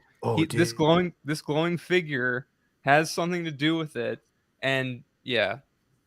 So there's a story there. Does the question now that I'm going to propose to the rest of the panel is this: does Dark Web tie into the month jump? No. Unless the glowing man is related to Chasm, no. My point being is that you're doing this event for Chasm.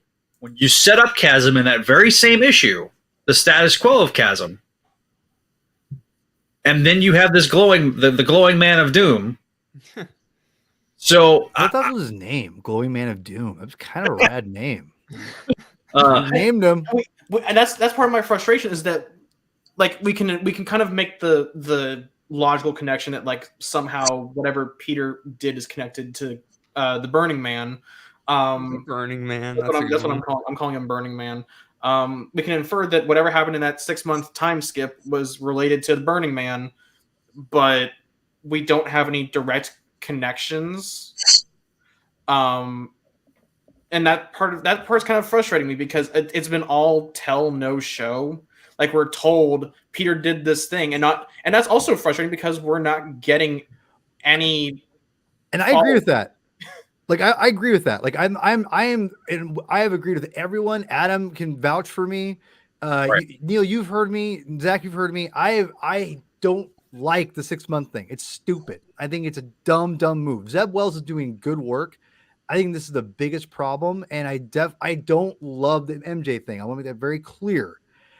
It feels very what it feels like to me is that editorial placed this albatross around Wells by giving him the jump, by telling him that we're going to do a 6 month time jump. Figure it out, bucko. Similar to what happened with Brand New Day and One More Day, is that we don't know what the answers are. We're just going to do this unspecified amount of time. In the case of One More Day, Brand New Day, we have this unspecified amount of time jump, right? We don't know what the status quo is. We have more questions than answers, and then we're not getting the answers in a satisfactorily amount of time. If there had been clues and there had been hints, the difference right now, if we're comparing and contrasting between the Nick Spencer era and the Zeb Wells era thus far, is that there was enough clues with Kindred to keep people interested in the first years or so of issue. Even when they were doing. But I don't think it's fair to compare the two, because Kindred was a very long game, because also Kindred's a really interesting character. We don't really know, like, this is obviously is not the way they set this up purposefully with Mary Jane having kids. You can't sustain that very long. I mean, if you could, I guess you could, but it's just not going to work. For me, I just don't think that I see your comparison. It's somewhat comparable, but to me, they're not one and one the same at all. And to build off of that, Paul, because I mostly agree with you on that. The difference is that Kindred is a character. Characters, actually. Well, characters, yes, but like he is a tangible object.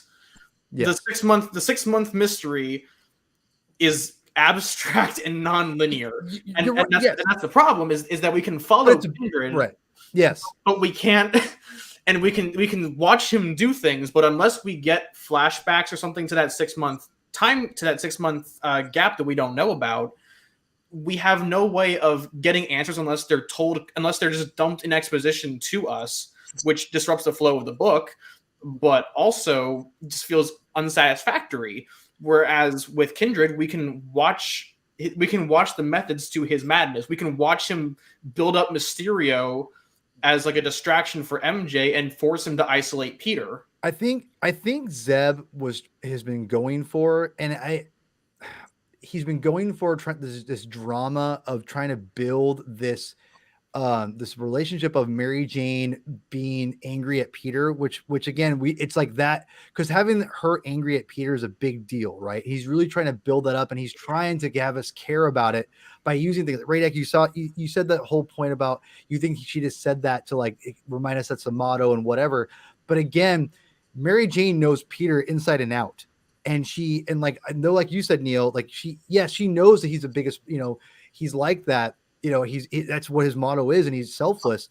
The difference is that he's so selfless, he doesn't think about other people around him that that he cares about. That happens all the time. And I think that he gets, I wouldn't say neglectful, but look at Aunt May. Look how many times he was late to her dinners or whatever. He sacrifices the ones he loves for other people. And, that's kind of the thing that she says, like, he says, Peter, this isn't about you. This isn't about you trying to help me. Like, I have a responsibility. And that's what she's like, says to him. Like, I thought of all things you would know about it. And again, Zeb is trying to have us care about this thing in the past. And though I would say this is probably the most interested I've gotten of that relationship or what's going on in the mystery, it's just still not working completely to have me buy into the fact that Mary Jane is mad at Peter. That's the problem I think everyone's having. MJ's anger is, as far as we know, unearned. We have no sense of scale. All we know is that Peter passed a kidney stone in Pennsylvania and blew up a building or something. But hold on a second. I mean, it's unearned because we don't know about it. Like, and that's inherently the problem too, Neil. I'm not disagreeing with that, but Zeb was kind of buying into the fact, like, oh, fans want to know, like, how was Mary Jane like Peter Parker? That's crazy. Or why is she so mad at him? And I think it's backfired. And I don't think he predicted that, which whatever, right? But the thing is, I don't know if it's saying unearned is the right word in my opinion, because we don't know the outcome. Maybe we'll love the outcome. I'm open, and that's the thing about with comics and ongoing storylines with like this, especially with these, Spider-Man's, Batman's, whatever, X-Men. The thing is, you have Kate's Hulk. Oh God! So the thing is, but if it's just like single issues, like 2-part stories, and it's not hitting you, that's one thing. But if you're building up towards something, and like we got to give them the benefit of the doubt to at least give it a shot. Now, I'm not saying it's going to land, and I've got to tell you, I don't think it's going to, but I'm open to it. You just got to be open to it. You don't have to like it. You don't have to like the build up to it. Maybe you like the ending, but you don't like what happened at the beginning. I mean, hell, I like Josh Trank's FF. I don't like the ending. I think it's terrible. But the first beginning and middle, I think is not that bad. Everyone's like, oh, no, it's terrible. Like, it's terrible at the end. And that's why people don't like it. I think it's terrible. Like, I legitimately came into that movie thinking it was going to be awful. I watched it. I'm like, I actually like this. And then the third act happened. I'm like, this is terrible. So my point is this. You can like things Hang on, at the hang on, beginning. hang on. Hold on. Like I'm almost done. You can like things at the beginning. You can like things at the end, but you don't have to like the whole thing. I don't like every burger I eat. Sometimes I eat like this is a good patty, but you know what? This bun sucks. You know, you don't have to like the whole thing. So anyway. Anyways, what were you getting active about? Listen, because I get my. Well, okay, if you could finish a sentence without every Sorry. other word getting vanished, go ahead. Okay, can you hear me now? Yes. Are you effing kidding me? Okay, all right. Man, I have a massive delay. So here's. Good God. All right, can you? We can hear you. I'm gonna. You sound good. You sound good. He's got a huge delay. I'm sorry. Just be quiet for like 14 seconds. Let him catch his breath.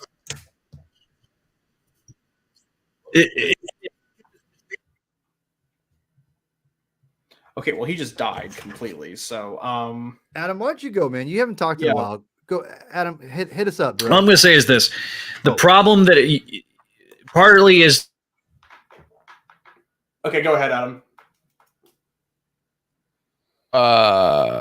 Well, yeah, I don't know. Like, I guess, like Paul said, I don't care about the X-Men. I don't care about what's going on with the X-Men. But like, I'm not gonna, because this is what we're getting. I'm not gonna, I'm not gonna let that affect, I guess, potential enjoyment of it. And I'm going to give it a chance, I guess. Like I don't think this is that offensive because I don't really care about the X-Men. So in this case, it's like I don't know. I'm more forgiving toward it for some reason, if that makes sense. I don't know because I don't really care about what's going on with the X-Men. But it's just like not something that I'm gonna say is ruining the issue for me or ruining the book for me or whatever.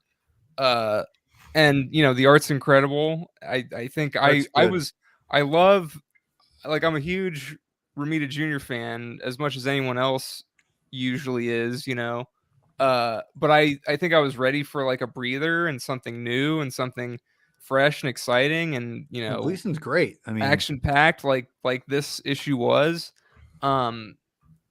Just like to kind of freshen it up a bit. Like I like having a consistent artist, but I think, I needed a bit of a change. So that's, part of the positives of this for me. Going from JRJR to Gleason's, like, you can't lose.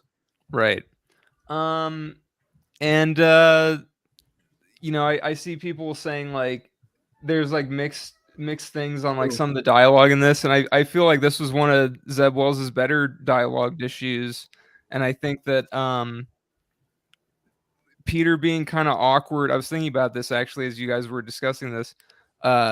Peter being awkward with the X-Men at the gala, I actually think works here because I liked that. I liked the Boss Tones reference was amazing. Yeah, I liked. And I'm like, I didn't even know who that was. I was like, who is that in the suit? And it was Chi-Town. Somebody said that he didn't know that. I've never seen it, but he got a laugh out of knowing that I didn't know what the Boss Tones is.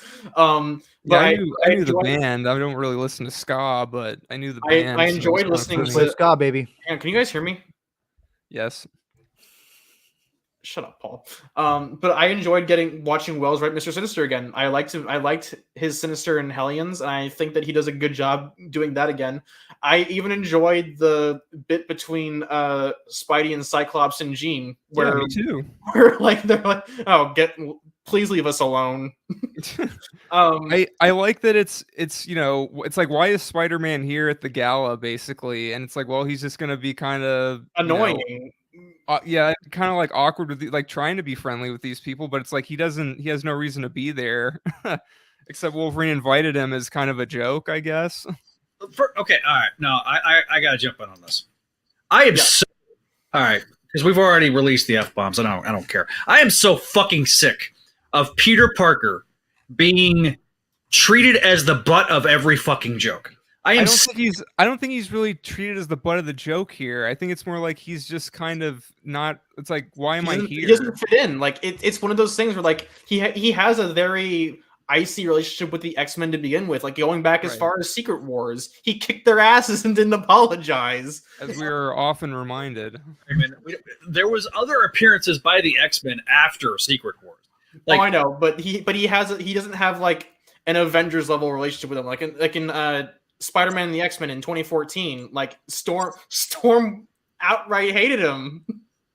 But, hold on. Half the freaking X-Men were in the Avengers when Peter was in the Avengers. Like, is it just Wolverine though? I thought it was just Wolverine. I don't. You know what? It's been so long since I read this. Everyone's been an Avenger. Yeah, but like when Peter was on the team, like the new Avengers team, it was Wolverine, right? And I think that was it. And when Sunspot and Cannonball came on, that was Spock. Okay, but here's my thing: is that hello, Waylon? Ever since 2003, with Peter and Venus, he is always the butt of the joke. And I get so sick and tired of Peter being the joke and the jokey guy. And I get that in this context, he's the fish out of water, and that's kind of the whole thing. I get it. Him being invited and him getting a suit, like a random ass suit that makes no, like, all that shit doesn't make any sense to me, where he has to wear, like, I don't like the Hellfire Gala being the Met Gala of, like, the Marvel Universe, where they've got to have these exclusive I get so every year when the Met Gala happens and they have these people with these ridiculous, stupid ass fucking suits, costumes, whatever the fuck they have. I get so sick of people like fawning over these dumbass celebrities that have no value, bring no value to the world whatsoever, being celebrated by this stupid ass event that's supposedly raising money for the Metropolitan Museum of Art. Again, it gets this elitist bullshit mentality that I can't stand that they're trying to bring this into the Marvel Universe as a concept, and I don't give a shit. It's like, stop it, Vic, but he keeps counting my F-bombs. You've sworn more than I have. I feel like a rational person today. To me, it just really makes my face melt when I'm like, again, I just don't like when characters get treated as a butt of a joke. If it's every once in a while, it's fine. But what are you talking about? He's talking about Peter being treated as like the butt of the joke at the Hellfire Gala, which I never thought he was treated like as the butt of the joke. Yeah, I didn't get that either. I guess I got triggered. Like his bit is more awkward than anything. Like, yeah, he's more awkward. Fish out of water, man. I'm telling, and I think it works. He gets along fine with Cypher. Like he never like actively embarrasses himself. Cypher, God. But my point is that he should. Okay, Paul. If I bring in the 5 skater folks from Ewing's New Avengers, will you be happy with obscure characters? The Skate 5. Hey, I have Douglas Ramsey's First Death comic book. Thank you very much. So anyway. But Radiac made a point. He says, I agree with Zach. Although character relations shift unless it's so good it sticks, like Matt and Pete being friends. But this is beyond asinine that he gets the hate because he's annoying. Like, it's one of those things where Peter is no longer 16. Peter is a 20-something-year-old man, and yes, you can still mid-20s. Mid-20s, you know. Mid-20s, yeah. He's matured enough to be able to go into a situation and act like an effing adult. And he's acting like a dullard throughout this entire set of scenes. And I get it. Like I get that he's supposed to be the fish out of water. I understand it as a concept. Don't misunderstand. It just gets really old when this is the same note that they play with Spider-Man every single time in every single group situation. He has to sit there and be Mr. King Awkward, Mr. Butt of the Joke, Mr. Jokey McJoker Pants, and I'm like, this is people that the he is. character. I'm gonna be honest, Buckaroo. There are scales of man-child Spider-Man, and this is like on the lower end. Like this is movie just like if you read All Out, did you read All Out Avengers where Peter's literally like trying to fly the Quinjet and he's acting like a little kid, and then Black Panther's like, oh, I had the auto, I've been piloting the whole time. I turned your controls That's off. funny. That's funny. I think that's funny. No, but like as far as like Peter being the butt of the joke, that's way more I get severe to me than this, where Peter's just awkwardly mingling with other characters. you're not wrong. And look, maybe I'm a little overreacting, but at the same time, it's like one of those things where I get just really sick of Peter not being treated as a peer. He's treated as somebody lower. I feel like with the X-Men, I feel like the X-Men's a whole different ball game. I don't know.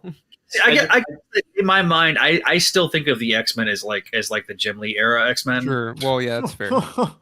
Oh man, we're so far away from that era, man. Yeah, that's true. Krakoa is like a whole different stratosphere. You've missed Decimation, you've missed Utopia, you've missed the Schism, you've missed 5 different extinction level events, Buckaroo. I don't know, man. Like to me, and that's the thing about the X-Men. Like, as confusing as Spider-Man's publication history, especially the last 30 years, has been, like X-Men, I can't keep up because it's always. That's why I just read what I like. Zach, I think that I don't think you're wrong. I think I know where you're coming from a little bit with the Peter thing. And Radiac, I don't really agree with you guys completely. Now, here's the deal. I think what you're coming from, what I'm reading into what you're saying, is you're more upset with the fact that they treat him like a little brother more than they treat him like a peer. Because I think Spider-Man being awkward and funny, that's the character. Like that's when he's Spider-Man, that's his inner personality coming out. And that's just him being someone that he never thought he could be as Peter Parker, that he was a Spider-Man that started as a 16-year-old and developed as he got older. And I think Spider-Man's always been like that little brother. I mean, look at the Avengers from Civil War when Tony made the costume, like he looked at him as like a son, brother, little brother kind of idea. And even like that's kind of Spider-Man's role with all the older heroes. And I understand when people Spider-Man is one of them. Like Captain America's made points of like again, Bendis did a great job in New Avengers when he recruited him, and he said, "I fought side by side with you, and you're amazing." Like he identifies with him as a peer. But the thing is, Spider-Man is going to be naturally younger than most of those heroes just by proxy. That's just who he is as a character. And speaking of Cap, like Peter makes like a Boss Tones joke, and Cap's only response is, "I don't know what you're talking about." Exactly, it's funny. It doesn't put him down. It's more awkward than it is like. But that's Spider-Man. Embarrassing. He's awkward. That's always been his character. I've never thought Spider-Man was a serious character. He can get serious, and I think that this is why I think is a strength of the character, in my opinion. Spider-Man is my favorite character in the world because he can both be hilarious, awkward, he can get real and get angry and have all those emotions without being out of character. He's such a diverse character. I do get where Zach is coming from. No, I get it too, but it seems like I understand people don't like the little brother kind of aspect, but that's just kind of, you can play that up a little bit more, but to me, that's the character, and it didn't bother me in this issue. I could see where it could bother some people, but Spider-Man is always going to be one of the younger heroes. Whether he's been around forever, the sliding scale is always going to be, he's going to be about 5, 6, 8 years, as far as like younger, or at least experience wise, than most of those heroes that like the Iron Mans, the Caps, the Hulks, the Captain America or the Avengers and all those characters. I mean, it's just by nature going to be what that character is. So even though he's been around a while, but you have to kind of remember it's a sliding scale timeline. He hasn't been around as long as some of these other heroes, or as older as he's not as old as the other heroes. So they're always going to look to him as a little bit like the little brother. And I don't think it's a bad thing. That's just my opinion. Okay. I mean, I don't know if I entirely agree with that, just because I do understand where Zach is coming from and not wanting Spider-Man to be treated as like a kid. But I'm also 20-year-olds are kids still, in my opinion. No offense. Yeah. Well, okay. Here's my point about it. Peter has evolved to the point of now he's a mentor to these younger kids, right? He has like a whole satellite of not sidekicks, but partners, I guess. So like he's now the leader of like an entire Spider-Verse, plus people like is he though? What is he leading? Well, I mean that is something that we'll definitely get into, like when we get to when you and I do our debate about Volume 3 and stuff like that. So yeah. That'll be an interesting topic for a future episode. But so okay. Final, we're at 210. Let's go around the horn, because this has been a fun episode. This was great.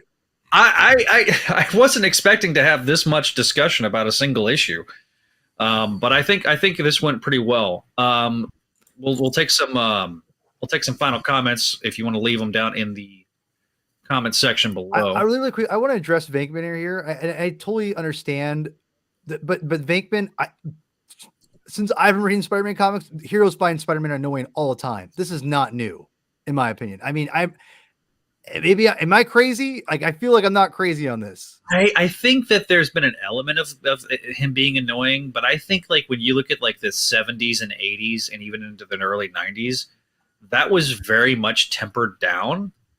Whereas also it was his temper that people found annoying more than like weird in the early issues, like when he tried to join the Avengers, but not like as I've been reading these comics now, I can tell you these heroes do find him annoying. Like, it's not like he's like, hey, Spider-Man, like there is mistrust, there's a little bit of and that's what I'm saying. Like, you can't just say like they all just think like Spider-Man, like you're one of us. Like, I've never ever gotten that impression from, like, besides Captain America in New Avengers.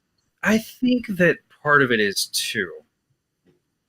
that him joking in battle and him making quips and him doing those things, there was a lot more subtlety.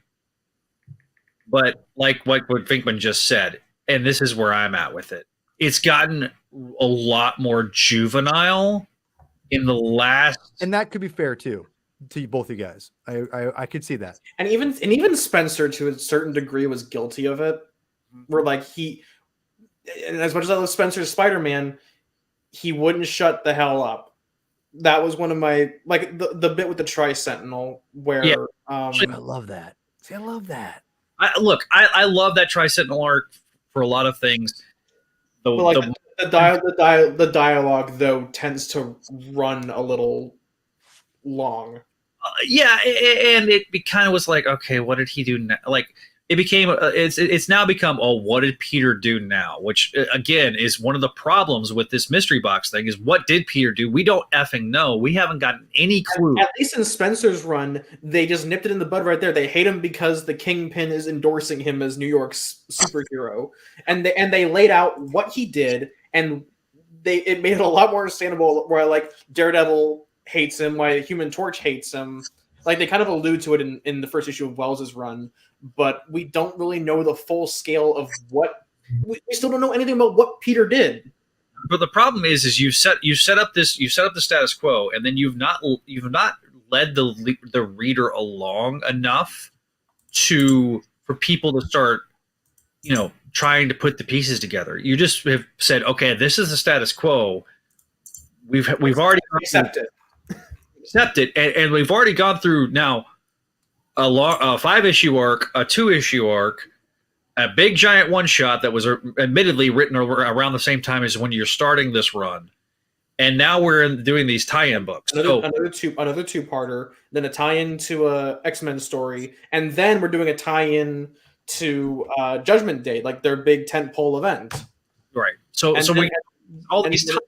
we got these tie-ins that are having again interrupt the entire flow and the entire narrative, grinds to a halt to deal with these obligatory tie-ins, and it just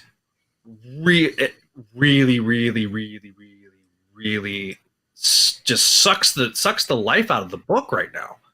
And I'll say this about Spencer's run: for the most part, it was self-contained, and it wasn't having to tie into these big giant universe events. Spencer got lucky. 2099. Spencer got lucky as hell not tying into War of the Realms.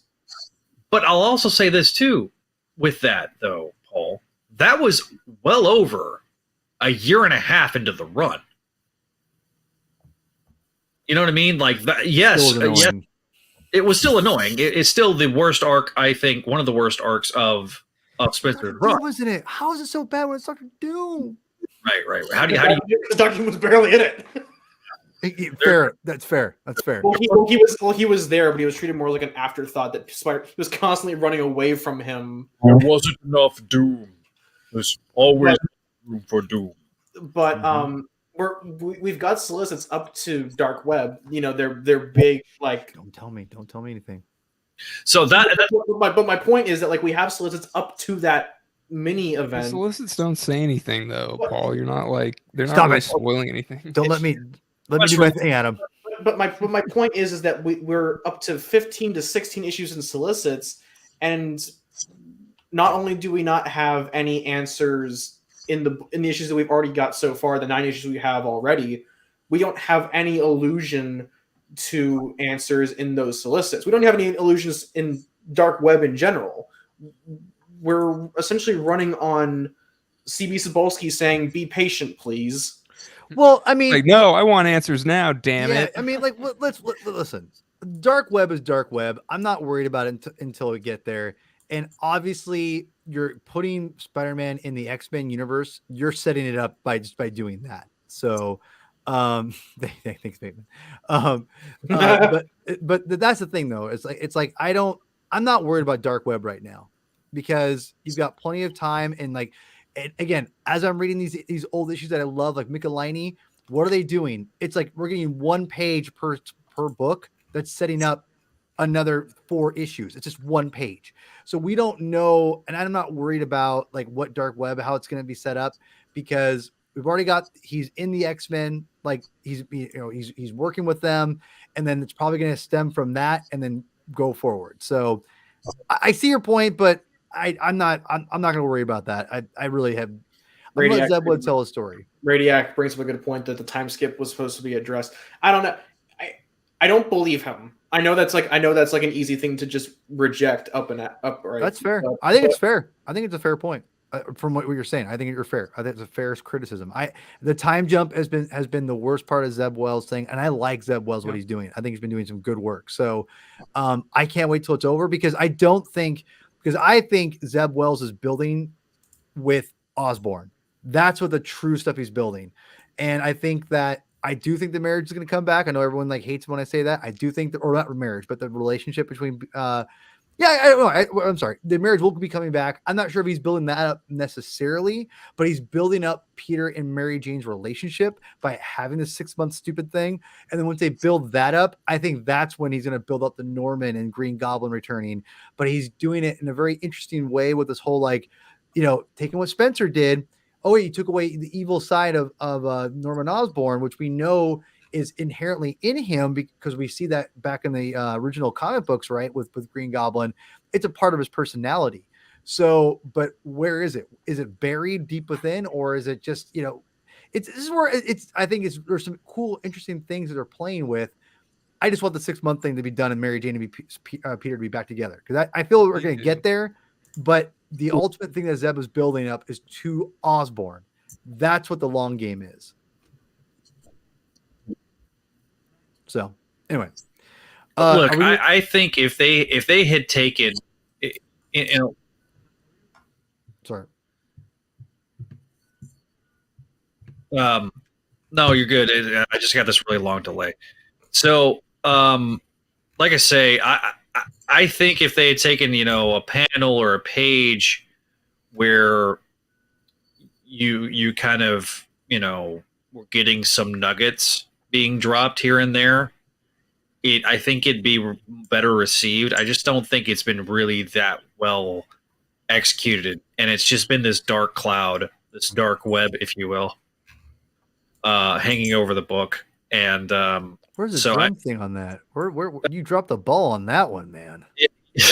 Well, it's because I've been so freaking bad on the day. But look, we'll see what happens. I mean, right now, that's how I felt about this issue. And Same. So, but we have another episode coming out in a couple weeks. We'll be covering a lot more. We'll be covering the next issue of Amazing Spider-Man. Let us know what you think in the comments below about this episode. And with that, we'll start to wrap up. Final thoughts from Adam.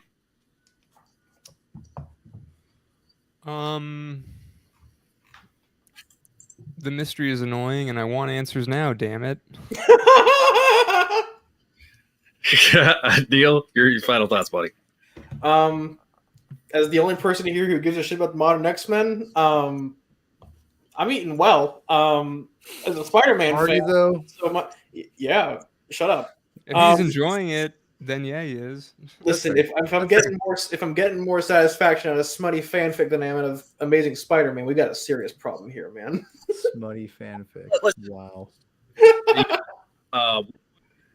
Neil is going to be talking pretty extensively about Krakoa Men very, very soon. On this issue is Judgment Day too. God damn it! I have to explain that too.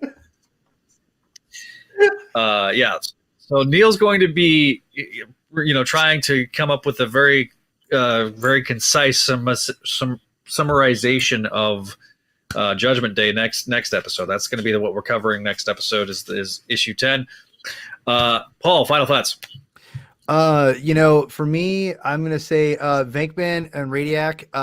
I love discussing, man. We don't have to agree to have great discussions. So I super appreciate the respect and everyone like talking their feelings, and McNulty too. Like, speak it out. Like, let's talk it out. Like, we don't have to agree, but the beauty of discussions is that sometimes it strengthens both of our arguments, because subjectivity is not a right or a wrong, but it's about just learning how. To me, it's all about learning about perspective. That's all I want to know. Whenever I argue with someone or I yell at Neil, it's basically me saying, just kidding, Neil. I'm just wanting to learn about perspective. That's all I want to do, because the more I understand where you're coming from and what you interpret the art, and I say art with a capital A, it helps me inform how you what you think about other things down the line, and how I can maybe communicate to you later on. You being in general, right? Just in general, people. So I love discussions. Please keep everyone's been respectful, so I had no problem with that. So please keep the discussion going, and let's just keep building, and let's just keep talking about everything. And I appreciate everyone being awesome, and read more comics. Yeah, you can always find Paul over at the Comic Binge YouTube. You man. But you can always find the Comic Binge YouTube channel, youtube.com/the Comic Binge. Comic Comic Binge.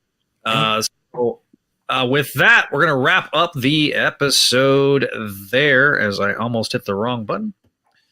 So with that, once again, I want to thank our patrons at patreon.com/Spideydude Network. Venkman, Scott, Greg, Jurgen, Phoenician, Kale, Georgia, Cindy, and our newest Patreon subscriber, that would be Jessica.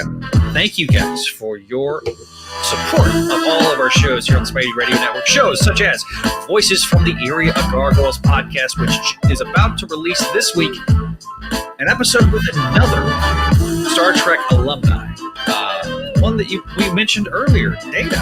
That's right. Brent Spiner are going to be on the show for Voices from the Area Gargoyles podcast. Really excited about that one. Of course, we also have Sabisima Era podcast. The podcast covers all of the Sabisima books of Spectacular Spider-Man, starting in the 80s, going all the way through till Clone Saga. Speaking of Clone Saga, we have Clone Saga Chronicles, the show all about the Clone Saga and all the Clone Saga related characters.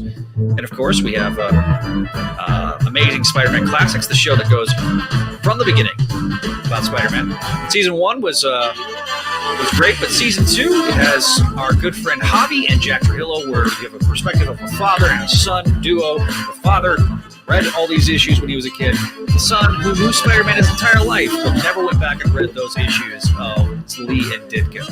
So, and of course, finally, last but certainly not least, and most importantly, the other show here on the channel, Make My Media, the show all about Spider-Girl and her world. We hope that you check that out. Once again, thanks for watching. Thanks for listening to the Spideydude Radio Network's Spideydude Experience. We'll see you guys next time here on the Spideydude Experience. Thanks for watching. Thanks for listening. We'll see you next time.